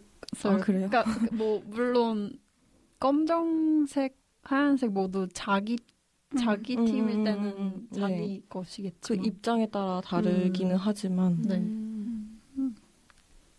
저는 뭔가 그 이름에 그래서 약간 집착을 했던 게 그 짐 프리도가 나중에 선생님이 돼서 살아가는데 거기서 빌이라는 아이를 알게 돼요. 그래서 처음에 이름이 빌이라고 하니까 빌? 내가 아는 빌은 다 좋은 사람이었어 라고 하면서 너 뭐 언페이 빌이라는 뭐 별명 없었니? 막 이런 얘기를 하는데 저는 이런 것도 끼워 맞추는 거 좋아하기 때문에 언페이 빌이라고 하니까 뭔가 빌이 짐한테 되게 큰 빚을 지고 있다는 그런 뜻으로 또 해석이 돼가지고 그 둘의 그러니까 왜냐하면 짐이 빌한테 다 알려주잖아요. 그쵸. 내가 지금 이런 작전을 하러 갈 거다. 그래서 두더지를 찾아야 되는 거니까 조심해라 이런 경고를 사실 해주잖아요. 근데 그럼에도 빌은 끝까지 두더지 일을 계속 하잖아요. 그래서 그 둘의 관계성을 보여주는 것 같기도 했고 짐이 그래서 결국 빌이라는 이름 때문에 그 소년한테 되게 잘해주고 가까이 잘 지내다가 막판에 그 빌을 죽이러 가기 전에 그 소년 빌한테도 매정하게 굴거든요. 그쵸. 그래서 그게 그 소년과 그 어른 빌이 뭔가 짐한테는 약간 같은 의미로 사용되는 것 같았어요. 맞아요. 그래서 그 어린 빌이 자기를 처음 소개할 때 뉴보이라고 학교에 이제 자기도 온 지 얼마 안 됐다 그런 식으로 얘기를 하는데 그 빌이랑 짐의 서사가 처음 시작된 게 대학 때 둘이 만나서 친해지면서 이제 빌이 짐을 추천해서 들어오게 되는 거거든요. 그 소설엔 그게 좀 자세하게 나오는데 아무튼 그래서 학교에 둘이 그 같은 동급생 약간 이런 걸로 볼 수 있고 그리고 그 소설에서 마지막에 빌이 어느 학부모한테 짐이 어떤 학부모한테 빌에 대해서 얘기하면서 우리는 같은 때 이 학교에 왔다 약간 이런 말을 해요. 거의 마지막쯤에. 그래서 뭔가 그 어린 빌과의 관계랑 이 빌 헤이든과의 관계를 짐이 굉장히 엮어서 자기 스스로도 생각을 하고 있었던 것 같아요. 그리고 어떻게 보면은 좀 그 전학생이기도 하고 그 어린 빌이 그리고 부모가 이혼을 해서 되게 이 소설에서 묘사하는 빌은 부모의 이혼으로 되게 사람들 눈치를 많이 보고 되게 주눅 들어 있는 그런 성격이라고 나오거든요. 그래서 혼자 있는 모습이 많은데 그래서 짐프리도도 지금 혼자로 있는 모습이고 그리고 짐프리도 자체의 성격 자체가 워낙 사람들과 뭔가 같이 뭐를 즐겁게 한다기보단 되게 좀 내성적이고 혼자 있는 걸 좋아하는 사람이었기 때문에 그런 혼자 자기를 찾아온 어린 빌과 뭔가 동질감도 느꼈던 것 같아요. 그리고 뭐 우리는 뭐 그런 관찰자잖아 이런 말도 하잖아요. 우리 같은 외톨이는 망을 잘 본다라고 얘기를 하죠. 이게 참 그 설정 하나하나가 진짜 괜히 한 설정이 없는 것. 굳이 딱 학교 선생님을 설정을 한 것도 학교라는 공간에 있는 것도 그 빌과의 추억이 많은 곳인 시작된 거잖아요. 곳이니까. 네, 그래서 마지막에 이제 짐이 빌을 죽일 때 저는 진짜 캐롤인 줄 알았거든요. 맞아. 그 시선이 계속 오고 가는데 총구를 자기를 향해 하고 있다는 걸 알면서도 빌이 그걸 피하지 않고 계속 쳐다보거든요. 맞아. 거기서 너무 캐롤 같았어요. 빌이 약간 자기가 진짜 모스크바로 추방당할 거라고 생각했는지는 잘 모르겠어요. 뭔가 예상하지 않았을까요? 자기가 스캐펀터 만든 사람인데 회의와 암살의 완전 전담인데 그걸 알고 있지 않았을까요? 그래서 그 스마일리가 마지막으로 찾아갔을 때 막 감옥 같은 뭐랄까 되게 좋은 감옥이라 해야 가옥? 약간 추방당하기 전에 지내는 곳 같은 데서 막 안경과 눈물 쓱 닦으면서 무슨 뭐가 그리울 거라고 그랬는데 모스크바 가면 이제 그게 그리울 거예요라고 막 그랬는데 그게 아마 영국 특유의 뭔가 뭐였던 것 같아요. 뭐 음식 이런 거 무슨 아니었어요? 스티키 토핑은 아닌데 푸딩은 아닌데 뭔가 크럼펫 같은 느낌의 뭔가였는데 참 천진하다 저 사람. 지금 너 죽을 위기인데 라고 생각했는데 나중에 그 짐과의 눈빛 교류를 보면 약간 이해감이 있지 않았을까요? 맞아. 어느 정도 모스크바에 못 갈 거라는? 그리고 이 총도 딱 여기 광대해서 눈물처럼 이렇게 흐르고 그 같은 얼굴에 쪼개서 짐은 눈물을 흘리잖아요. 총을 쏜 다음에 눈물 나. 거기 너무 좋아요, 진짜. 맞아요. 그 장면 너무 좋았어요. 진짜 너무 좋고. 근데 이제 소설에서는 죽는 방식이 다르거든요. 근데 이게 또 죽는 게 그 앞에서 짐이 학교에서 올빼미를 죽이는 장면이 나오는데 이것도 소설에서는 죽이는 방식은 다르거든요. 그래서 이 두 개를 소설에서는 되게 엮어서 보여주는데 일단 소설 속에 얘기를 하자면 그 짐이 이제 학교에서 수업을 하다가 그런 난로 같은 걸 뗐는데 굴뚝 청소를 안 한 상태여서 둥지를 틀고 이제 올빼미가 위에 살고 있던 거예요. 근데 연기가 갑자기 올라오니까 그 질식을 하면서 약간 그 석탄 더미에 떨어져서 막 파드득 돼서 교실에 들어온 건데 그때 이제 영화와 달리 짐이 그 올빼미를 그냥 잡아서 애들 안 보이는 곳에 혼자 나가서 그 주기 처리를 하고 이제 들어오는데 그때 묘사가 소리도 아무것도 나지 않았는데 되게 빠르게 돌아왔고 그 짐이 손 씻는 물소리만 들렸다. 막 약간 이렇게 묘사가 돼요. 그러니까 보통 사람은 좀 못할 것 같은 되게 소리 소문 없이 뭔가 한 큐에 끝내버리는 그런 좀 특이한 사람이라는 묘사가 나오고 그리고 이제 나중에 아이들이 그 죽은 새를 찾아서 가보니까 목이 꺾여서 죽어 있었다. 이렇게 돼 있고 마지막에 빌을 죽이는 방식도 사실은 총이 아니라 목을 꺾어서 죽여요. 근데 이제 죽이는 장면이 아니라 죽어 있는 상태를 이제 보여주는데 책에서는 그때 아예 묘사가 죄수복 같은 세로줄 무늬 파자마를 입고 예리하게 목이 꺾인 새의 머리의 형상으로 죽어 있었다. 아예 새의 형상이라고 그 올빼미랑 똑같은 그런 묘사를 해서 이거를 완전히 그 올빼미 죽이는 거를 이어서 설정을 해놨던 것 같아요.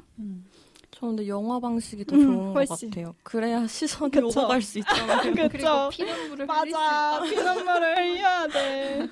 근데 그 소설에서 죽었을 때 처음 이제 발견됐을 때 이제 스마일리가 집에 가보니까 그러니까 스마일리가 빌이랑 이야기를 하고 이제 집에 갔는데 밤에 그때 이제 그 차관이랑 막 장관이 와 있는 거예요. 그래서 이제 빌이 죽었다는 소식을 듣고 밤늦게 다시 차를 타고 가서 이제 죽어 있는 빌을 보는 건데 그때 발견했을 때 어떻게 써놨냐면 그곳에 도착해 보니 청명한 밤하늘 아래 빌 헤이든이 달빛 은은한 크리켓 구장을 마주보며 정원 벤치에 앉아 있었다. 이렇게 하는데 이 크리켓이 빌과 짐이 처음 만난 게 크리켓 팀이에요. 그 영화에서 말한 게 그거예요. 크럼펫이 아니라 크리켓이 굴릴 거라고. 그런 거였어? 그러네.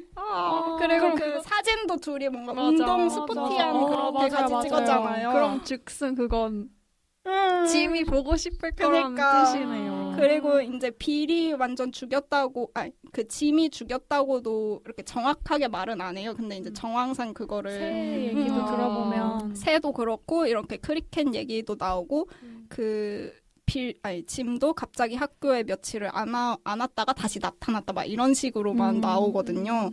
그래서 아무튼 이 크리켓 구장을 보고 있었고 그래서 둘이 이제 처음에 알게 된 거는 크리켓 같은 팀이었는데 그 당시에는 서로를 잘 몰랐다가 나중에 다른 행사 뭐 그런 토론 클럽인가 아무튼 뭐 어디 행사에 가서 이제 처음으로 사람들한테 맡기고 이렇게 구석에 있는 짐을 빌이 발견하면서 둘이 친해지는 약간 이런 서사가 너무 비극이네요. 근데 이게 뭔가 새라고 하니까 생각나는 게 애초에 그러니까 진영을 나눠서 생각했잖아요. 빌이 내가 지금 속해 있는 영국 정보국은 좀 별로 뭔가 타락했다. 그런 생각을 가지고 있기 때문에 소비에트 쪽을 도움을 주고 있었던 건데 근데 그게 자기 이상인 거잖아요. 그쵸. 근데 그것도 약간 새 이미지랑 비슷해요. 그것도 흰 독수리네. 흰 독수리? 소련의 그 상징. 그래요? 흰색은 아닌데 어쨌든 새네요. 그 뭔가 제가 느끼는 바로는 그러니까 이상이 꺾인 거? 그게 약간 죽은 새 이미지랑 되게 부합한다 생각이 들거든요. 이게 진짜 상징이 너무 많아서 진짜. 엮여있는 게 막 얘기하다 보면 끝도 없는데 이게 또 아까 아토믹이랑 얘기를 했는데 이 인물들이 어디에 이렇게 발이 걸쳐 있고 어떤 걸 중요하게 생각하는지가 이들의 그 사랑 관계로도 다 은유가 되거든요. 그래서 빌 같은 경우에는 양쪽에 다 발이 걸쳐져 있었잖아요. 영국이랑 소련 둘 다. 그래서 뭔가 양성애자고 막 앤과도 내연이 있었고 짐과도 썸씽이 있었고 막 이렇게 나오고 뭐 그 피터 얘기가 너무 좋았는데 피터 얘기 좀 해주세요. 피터가 원래 소설에서는 그냥 카밀라라는 여자랑 그냥 연인 관계에 있는 근데 카밀라도 뭔가 알고 보니 전에 결혼을 했었고 뭐 막 이런 뭐 이혼을 뭐 했네 뭐 그래서 그 여자가 뭐 떠났다가 다시 돌아오고 막 이런 거예요. 그리고 소설에서는 보면은 정말 다 각자 그 연애 뭐 아무튼 사랑에 대한 그거에 고민을 각자 안고 있어요. 막 이제 다 남자 요원들 코니 빼고는 거의 다 남자 요원들이니까 그런 그 남자들의 다 여자가 뭔가 정착하지 못하는 여자? 약간 이런 느낌으로 좀 그려졌는데 그래서 이 캐릭터들이 뭔가 사랑하고 있는 혹은 사랑했던 그 대상을 좀 이 조국이라는 것과 국가 또는 이 정보국으로 좀 대입해서 봐도 재밌다고 느꼈거든요. 그래서 앤과의 관계도 사실 스마일리는 앤을 너무 지금도 사랑하고 앤이 자기를 떠나려고 하고 바람을 펴도 지금도 좋고 다시 만나고 싶어 하잖아요.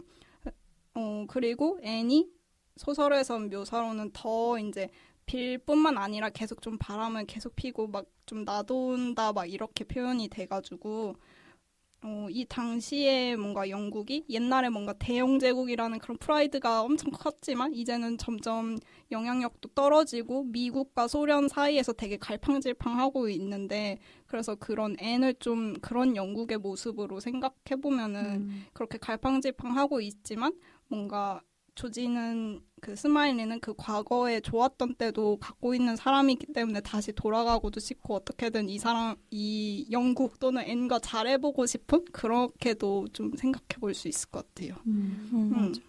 그리고 뭔가 이 영화를 보면서 한 시대가 저무는 그걸 보여주고 다시 시작하려고 하는 게 이제 결말에서 나오는데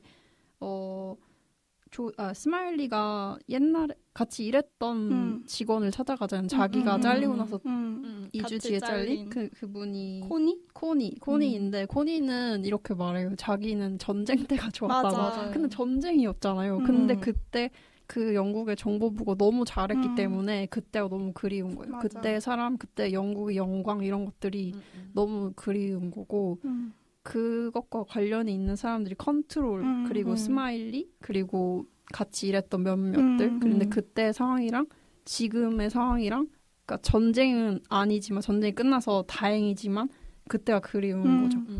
그때는 영국인들도 자부심이 있었죠. 라고 대사를 맞아요. 하죠. 그분은. 그리고 피터 얘기 이어서 가면은 이제 여기서는 그 영화에서는 피터가 게이로 나오잖아요.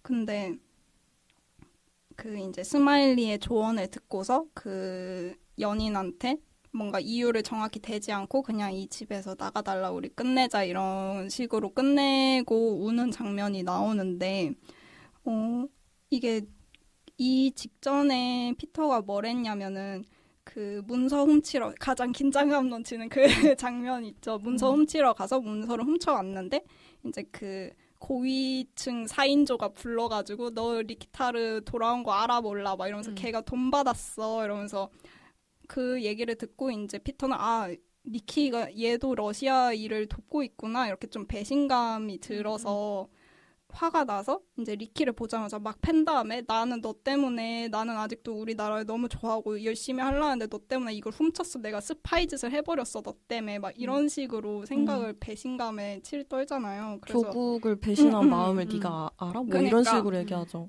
그러고 싶지 않았지만 그래서 뭔가 그 연인한테 이별 통보를 하는 것도 너가 정말 막 싫어서 하는 게 아닌데 근데 자기가 지금 그런 필요성에 있는 그런 상황이고 또 그게 자기도 너무 힘들고 그런 모습과도 연결되는 것 같아요.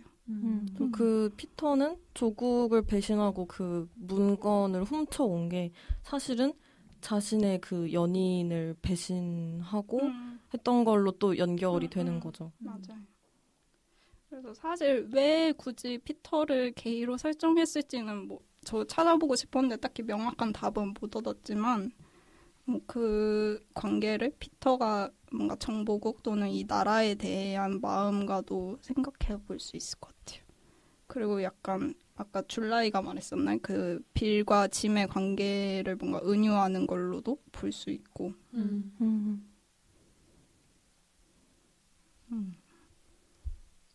아까 그 새를 죽인 거 얘기가 나와서 네, 거기서 짐은 그 새를 바로 그냥 그 자리에서 애들이 다 보고 있는데도 그냥 쳐서 죽이잖아요. 그건 너무 좀 끔찍했어, 사실. 네. 그래서 저는 처음에는 갑자기 학교에 교사를 하고 있는 짐의 모습이 나오길래 과거인가? 라고 처음에 생각을 했어요. 짐이 죽었다고 생각을 하고 있었으니까. 근데 거기서 그렇게 망설임 없이 새를 죽이는 걸 보고 저거는 요원이 된 이후다. 그래서 뭔가 그걸 알게 되기도 하고 그 사람의 성격 그렇게 새가 들어왔을 때 그냥 빠르게 판단해서 그냥 바로 몸이 먼저 나가서 맞아요. 죽여버리는 사람이잖아요. 그게 나중에 비를 죽이는 것과도 연결이 되는 건데 그 전에 똑같이 좀 비슷하게 나왔던 게 스마일리랑 피터랑 또 그 다른 직원 맨델. 셋이 같이 자동차를 타고 이동을 하던 도중에 벌이 차 안에 들어와요. 근데 그때 그 벌이 들어와서 피터를 되게 괴롭히다가 스마일리 쪽으로 오는데 스마일리가 그냥 그 벌을 가만히 보고 있다가 창문을 열어서 그냥 벌이 나갈 수 있게 해주거든요. 근데 거기서는 또 그 새가 비를 상징했던 것처럼 이 벌이 또 빌인 것 같더라고요. 그래서 그 빌 때문에 피터가 사실 제일 뭔가 힘든 걸 많이 겪었고 그리고 스마일리는 그냥 그 빌이 자기 아내 애니랑 내연 관계에 있는 걸 알면서도 한 번도 뭐라 직접적으로 한 적도 없는 사람이잖아요. 마지막까지 뭐라고 안 하잖아요. 그 정도로 그냥 그 빌을 그냥 가만히 바라만 보고 있다가 창문을 열어서 그냥 나가게 해주는 그런 것도 스마일리의 성격을 보여주고 빌한테 어떻게 대했는지를 보여주는 설정인 것 같아요. 그리고 이제 요원들도 다 똑같은 일을 하는 게 아니라 그렇게 현장에 가서 정말 암살 전문을 하는 스케이프 헌터가 이제 그런 요원을 지칭하는 용어로 쓰였고 아니면 정보를 주로 이제 모으는 뭐 그런 램프라이터라 했나? 아무튼 소설에는 그게 또 정리가 이게 뒤에 딱 영어지. 정리가 돼 있어요. 있구나. 영어 이렇게 한 페이지가 있는데 아무튼 그런 식으로 조금씩 달라요. 뭐 연락을 주로 하는 연락책도 있고 어쩌고저쩌고가 많은데 지금 생각해보니까 여기서의 스캘프 헌터는 그 리키타르랑 짐프리도거든요. 근데 둘만 정장을 입고 나오지 않아요. 그리고 항상 그렇게 스포티한 걸 입고 뭔가 행동으로 계속 보여주는 사람들이라 그래서 그 벌을 대하는 태도가 달랐던 게 정말 성격적인 것도 있고 아예 맡은 일이 해오던 일이 뭔가 달랐기 때문에도 좀 영향도 있을 것 같아요. 리키타르 캐릭터 좀 흥미로운 것 같아요. 사실 스캘프 헌터라는 게 되게 무시무시한 말이고 얘네가 회유 아니면 암살단이잖아요. 근데 원래는 회유를 하러 갔었고 회유를 하러 갔는데 그냥 보통 보리스가 원래 타깃이었는데 영화 속에서는 터키지만 그 보리스가 보통 사절단이 아니라는 거를 캐치를 하고 이제 그거를 전달하는데 실패하죠. 실패하고 나중에 스마일리한테 얘기를 하는데 스마일리가 이제 그런 식의 표현을 하잖아요. 네 맘 다 이해한다. 라는데 그 흐름이 어떤 느낌이냐면 얘는 현장직이라기보다는 현장직 중에서도 그냥 일단 일을 처리하는 그런 과정 중에 있는 사람인데 뭔가 결과 중에 있는 사람인데 뭔가 과정의 일을 하고 싶었던 것 같은 거예요. 그래서 돌아가지 않고 자기가 독단적으로 사실은 행동을 한 거잖아요. 근데 그랬을 때 그 네 마음 안다라는 스마일리의 표현이 정말 그 막 리키타르의 마음을 너무 이해해서 도와주고 싶은 거라기보다는 이제 그 리키타르가 처한 포지션의 변화? 그리고 얘가 얼마나 그 영화에서 뭔가 그런 사실 뭐 엄청 깊게 나오진 않는데 약간 업적을 세우고 좀 도움을 주는 역할을 자기가 할 수 있다는 걸 알고서 뭔가 하고 행동에 옮겼다? 그랬고 이리나가 나중에 이제 보리스가 죽고 나서 이리나가 발각됐을 때도 막 찾잖아요. 저는 사실 아까 배랑도 얘기했는데 리키타르가 이리나한테 이렇게 집착하는 이유가 사실 잘 와닿지는 않았어요. 굳이 갑자기 저렇게 피도 눈물도 없는 암살단의 느낌이었는데 막 닭똥 같은 눈물 뚝뚝 흘리면서 막 이리나 돌려내 막 이러는데 그리고 막 이리나가 발각돼서 이제 막 납치당했을 때도 막 온 비행기 다 찾고 막 항구 다 찾고 막 이러잖아요. 그런 걸 보면서 뭔가 이 리키타르의 캐릭터가 좀 흥미로웠어요. 구조가. 그냥 단편적으로 뭔가 미션이 딱 있다기보다는 이리저리 이렇게 행동하는 느낌? 그 좀 암살자인데 되게 로맨티스트적인 면모가 자꾸 보인다? 이리나 왜 그렇게 이리나 연출도 사실 저는 그렇게 영화에 필요했나 싶기는 했던 게 이리나와의 그런 장면들이 막 손거울로 장난을 친다던가 뭐 자동차로 무역하는 곳을 달린다던가 하는 씬도 굳이 왜 그렇게 연출을 한 이유가 있을까 싶긴 했는데 뭐 어쨌든 그 마지막에 파리에서 온팡지게 맞고 있는 그 리키타를 보면서 뭔가 얘가 이제 돌아올 수 없다는 거를 안 걸까 하는 생각은 했던 것 같아요. 사실 저는 개인적으로는 영화 보면서 리키타르 등장하고 나서부터 재밌었거든요. 처음에 그 리키타르가 이리나를 본 게 그 건너편 건물에서 바라보잖아요. 그 거의 히치콕의 이창처럼 그렇게 바라보면서 이게 그 처음 만나게 된 건데 그때 이제 이리나가 보리스한테 맞는 장면을 보잖아요. 그래서 시작이 그렇게 됐기 때문에 저는 더 뭔가 이리나를 좋아하는 게 자연스러워 보였던 것 같아요. 그러니까 처음부터 막 이리나가 그냥 무슨 공작원스러운 모습을 봤으면 그렇게까지 안 빠졌을 수도 있는데 그냥 되게 무기력해 보이잖아요. 그때 이리나가 사실상 사실혼 관계인 보리스가 바람을 피우는 걸 보고 뭐라고 하는데 근데 오히려 맞고 이런 걸 보는데 근데 그거를 또 리키타르는 그걸 그냥 지켜볼 수밖에 없기도 하고 그리고 자기는 더 이게 보리스를 회유하는 게 안 되면은 다른 거라도 뭔가 찾아서 하고 싶은데 근데 또 막 돌아오라는 얘기가 계속 들리고 그래서 그런 것들이 되게 리키타르도 사실은 되게 무기력한 상황인 거잖아요. 자기가 하고 싶은 게 있고 그런 건데 그래서 그게 뭔가 동질감이 들었을 것 같아요. 그렇게 당하고 있는 이리나를 보면서 그리고 저는 마지막 장면에서 되게 짧게 눈빛만 보여주고 스쳐 지나가는데 어떤 느낌을 받았냐면 리키타르가 그런 말 하잖아요. 파리에 가서 이제 이 두더지를 잡기를 해야 되니까 자기 역할을 하러 파리에 갔는데 전보를 막 치니까 정보를 더 달라고 하잖아요. 이 4인방이. 3인방? 그 정보 더 달라고 하니까 이제 걔네가 막 이놈들 잘 알아더라고. 그러면서 주재 요원들한테 너네 누구랑 일하는지 제대로 알고 일하라고 맞아. 막 그런 식으로 막 나는 훈수를 이 중 줘요. 한 놈도 안 믿어. 막 한 이런 놈도 안 믿어 막 이러고 나중에 이리나랑 포로 맞교환하는 조건이 있어야 자기는 작전을 하겠다고 하면서 자기는 이거 끝나면 이리나 데리고 가족을 만들 거라고 막 그런 얘기를 하는데 마지막에 그런 비 오는 파리에 막 비 맞는 리키타를 보면서 아마 이리나는 오지 않을 거라는 걸 어쩌면 알게 됐고 뭐 스마일리가 알려줬을 수도 있죠. 사실 스마일리는 알고 있었잖아요. 이리나가 죽은 걸 알고 있었는데 그냥 작전을 했지만 어쩌면은 그럼 이제 이 사람은 여기에 약간 이질감을 느끼지 않았을까. 믿을 놈 하나 없다. 여기에선 어차피 다 잃어버리는 수밖에 없는 운명이다. 라는 생각을 하지 않았을까요? 한편으로는 좀 안 됐어. 이리나 찐사랑인 것 같았는데 까렐라가 그렇게 보내버려가지고.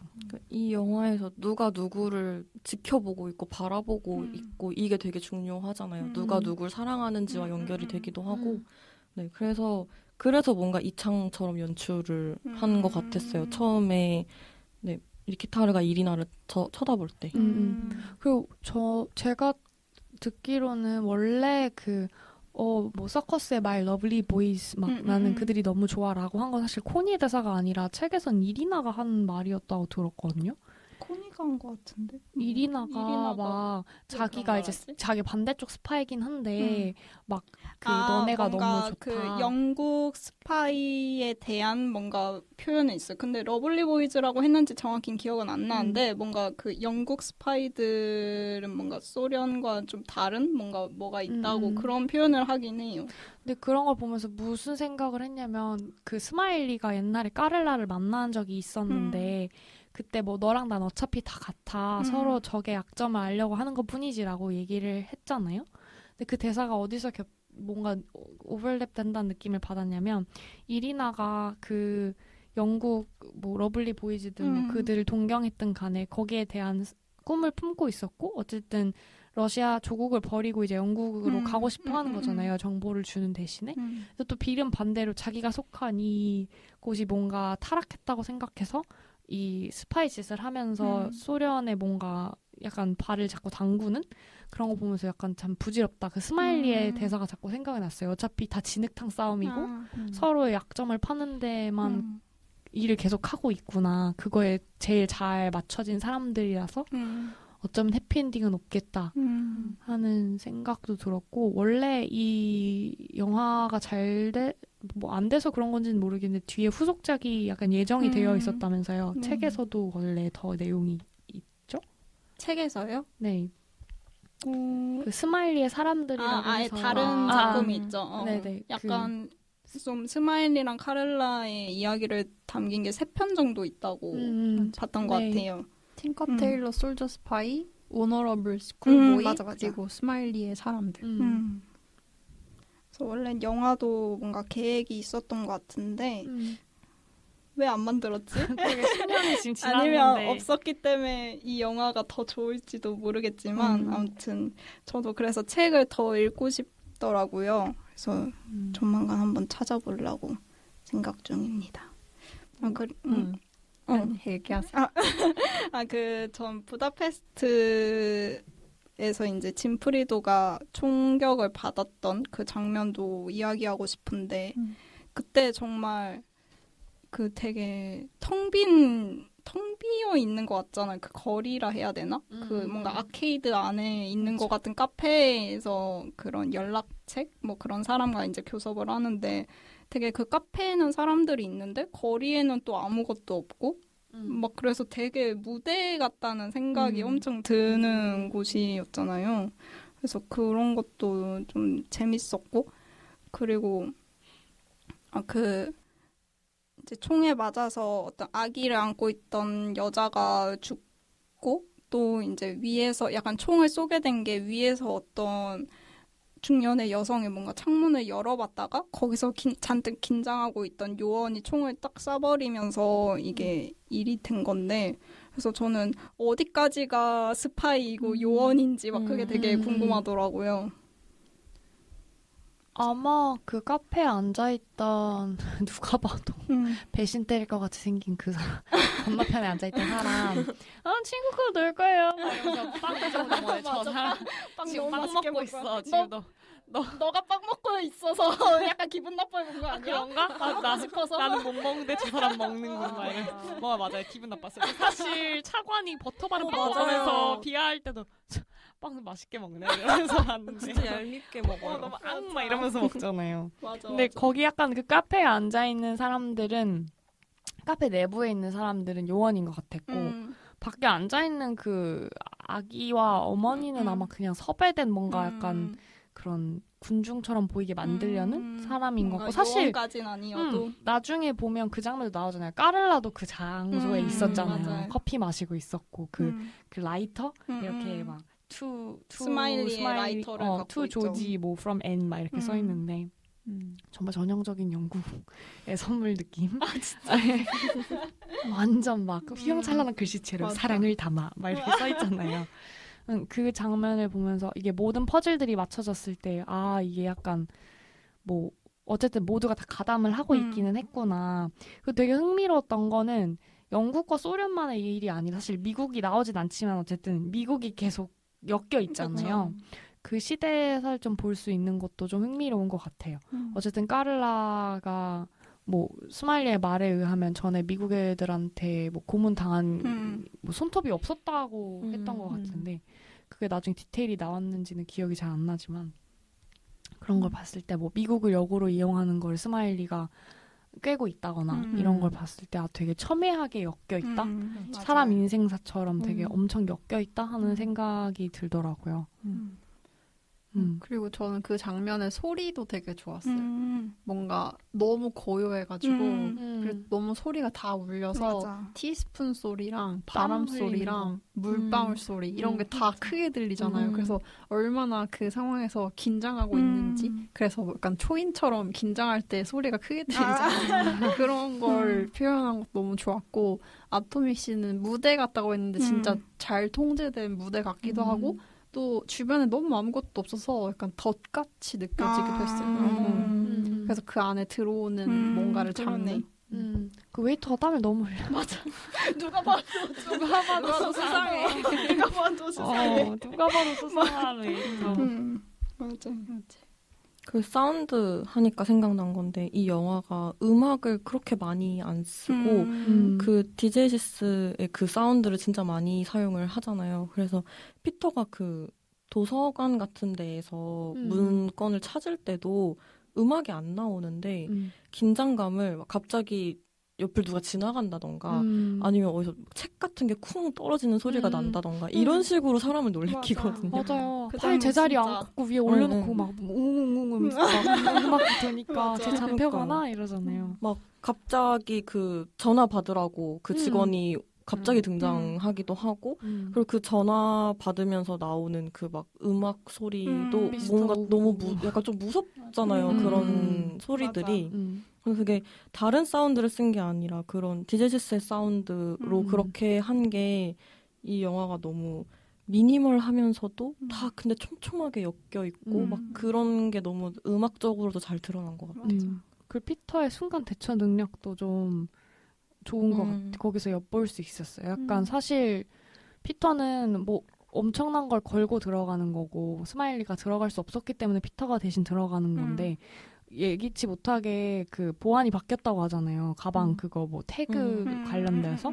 그래서 이제 자기가 가방을 가지고 들어갈 수도 없는 상황인데 뭐 그런 작전들이 전 사실 진짜 정비소에서 전화가 온 줄 알았거든요. 아니 이렇게 회사에서 전화를 이렇게 받아서 말이야. 자기 자동차 고치고 말이야. 막 이렇게 생각했는데 그거 어쨌든 그러고 그 팅커 테일러 솔저가 이제 그 피터를 부르게 되잖아요. 갑자기 얘기하자고. 맞아요.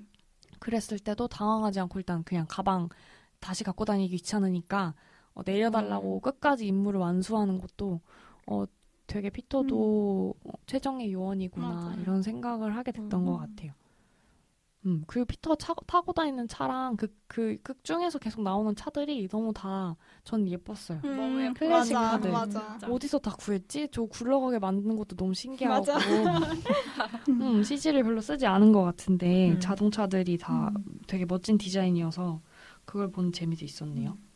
저 그리고 피터도 좋았던 장면이 이제 두더지 정체가 빌이란 걸 밝혀지고 이제 원래 피터는 그 안전가옥 같은데 접선 장소의 바깥에서 대기를 하고 있다가 이제 잡혔다는 소식에 들어가는데 그때 이제 피터는 계단으로 딱 올라와서 이제 피터가 바라볼 방의 풍경을 이제 카메라가 잡거든요. 그래서 맨 처음에는 그 폴리아코프를 보고 그 다음에 총을 들고 앉아 있는 스마일을 보고 이제 마지막에 딱 빌 헤이든이 앉아 있는 걸 보게 되는데 그때 피터 표정이 되게 놀람과 뭔가 화도 나는 것 같고 그런 표정이 좋았는데 이게 영화에서는 그냥 잠깐 지나가지만 그 소설에서는 빌에 대한 묘사나 또 피터와 빌의 관계에 대해서도 되게 좀 더 훨씬 많은 내용이 있거든요. 그래서 빌 자체도 굉장히 유능하고 과거에서부터 일을 굉장히 잘해온 사람이었고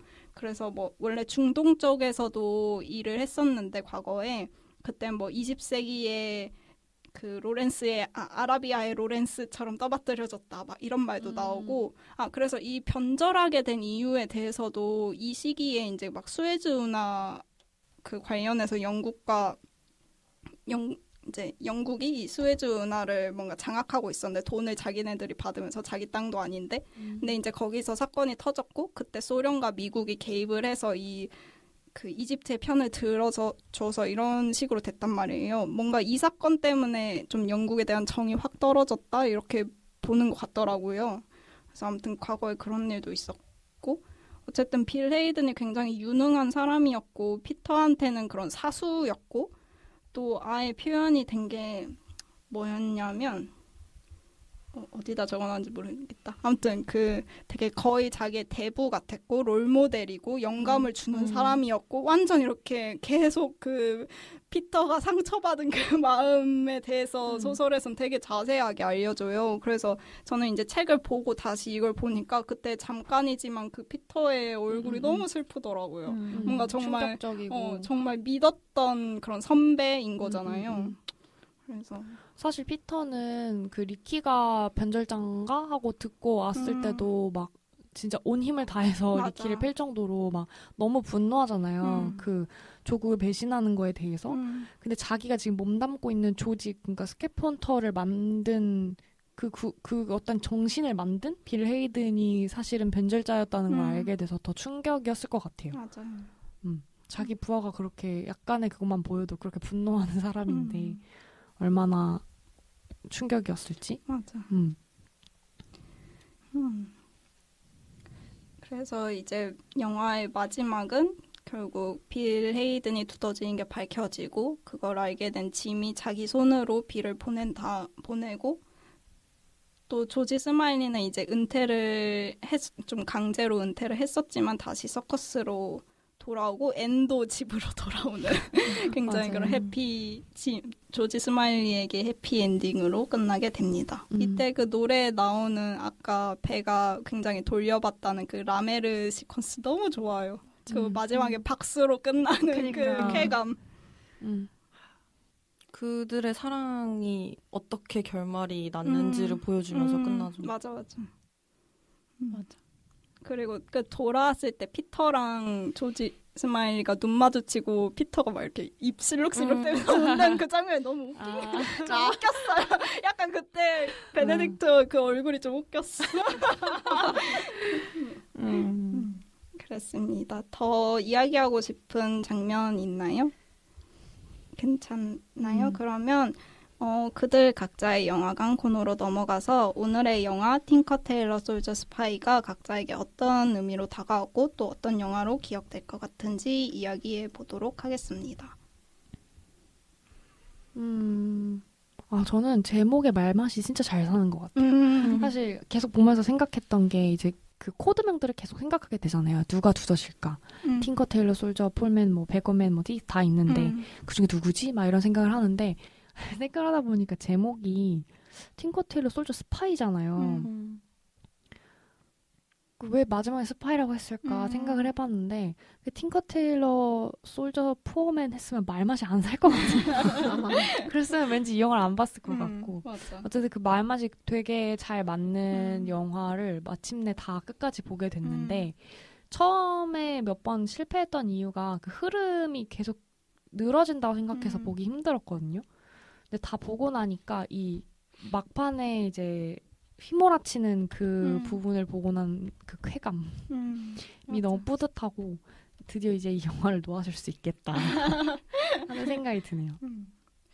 저도 어릴 때는 지루하다고 느꼈는데 뭔가 느린 것 같고 잔잔하다 이런 인상이었는데 이번에 보니까 오히려 되게 전개가 오히려 빠르다고 느꼈어요.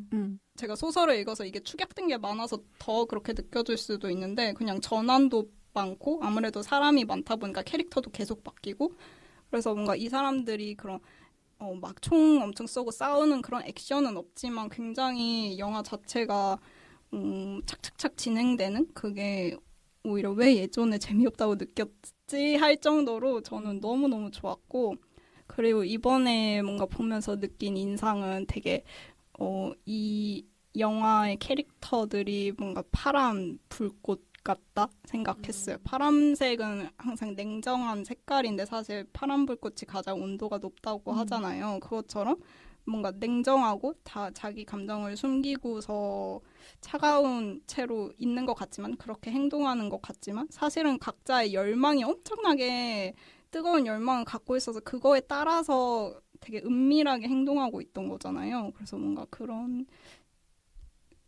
속마음을 좀 저도 스파이가 된 것처럼 유추를 해보는 게 재밌는 영화인 것 같습니다. 아무리 냉철한 스파이라도 그런 인간의 욕망을 피할 수는 없는 것 같았어요.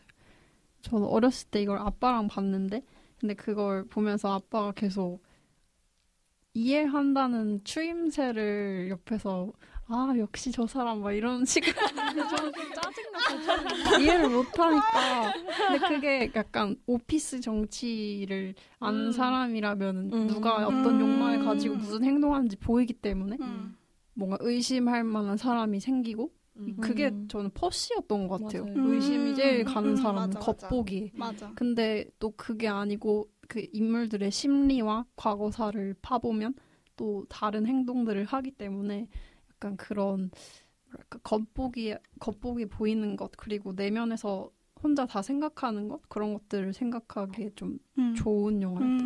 그리고 뭔가 영화 자체도 심리를 좀 더 집중을 한 것 같은 것 같아요. 맞아요. 그 영화 표현 같은 게.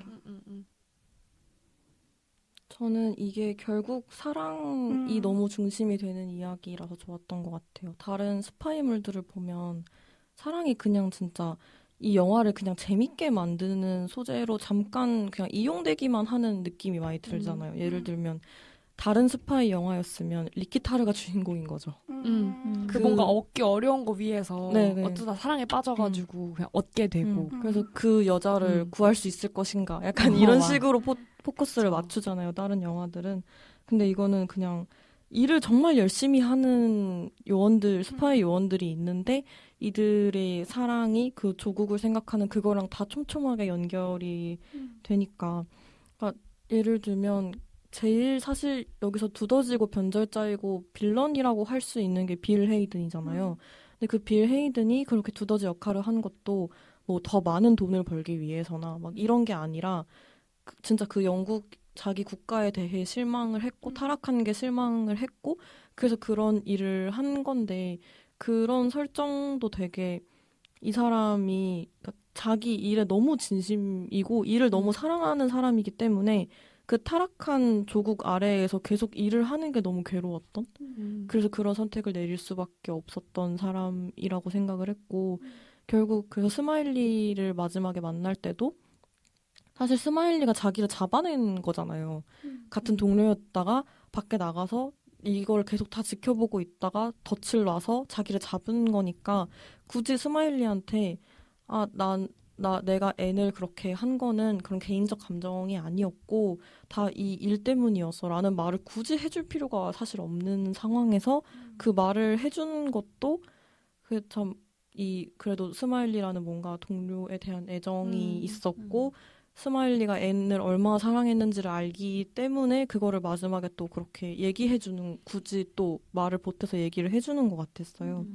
그래서 그런 식으로 이걸 보면서 이들이 자신의 일을 사랑하고 자신의 연인을 사랑하고 이런 것들이 거의 중독 수준이다 라고 느꼈던 것 같아요. 자기의 삶을 다 망치면서까지 그렇게 사랑을 하는 게. 그래서 그 11월에 뭔가 그 쓸쓸한 느낌이랑 더 영화가 어울렸던 것 같고 네, 그래서 그게 그냥 이게 결국 사랑 영화라는 생각이 맞아. 들어서 스파이계 캐롤이라는 생각이 지울 수가 없어요.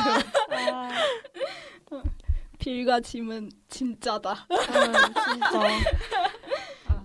저도 그들의 서사에 이번에 진짜 가슴 퍽퍽 치면서 봤는데 그 방금 줄라이가 해준 말이 소설에서 거의 똑같이 나온 게 있는데 스마일리가 이제 후에 그 생각을 하면서 두더지 다 밝히고 그때 한 말이 빌은 이중간첩 노릇을 아마도 사랑했을 거야 이렇게 말을 아예 해요. 그래서 빌 자체가 뭔가 그런 이 세상 저 세상 싸움을 붙이면서 그런 연극을 만드는 사람처럼 약간 이런 말도 나오고 이 스파이라는 것 자체를 되게 연극 무대처럼 비유한 게 좀 나오거든요. 그래서 그런 서커스라는 이름을 정보국에 붙인 것도 뭔가 만들어내는 환상?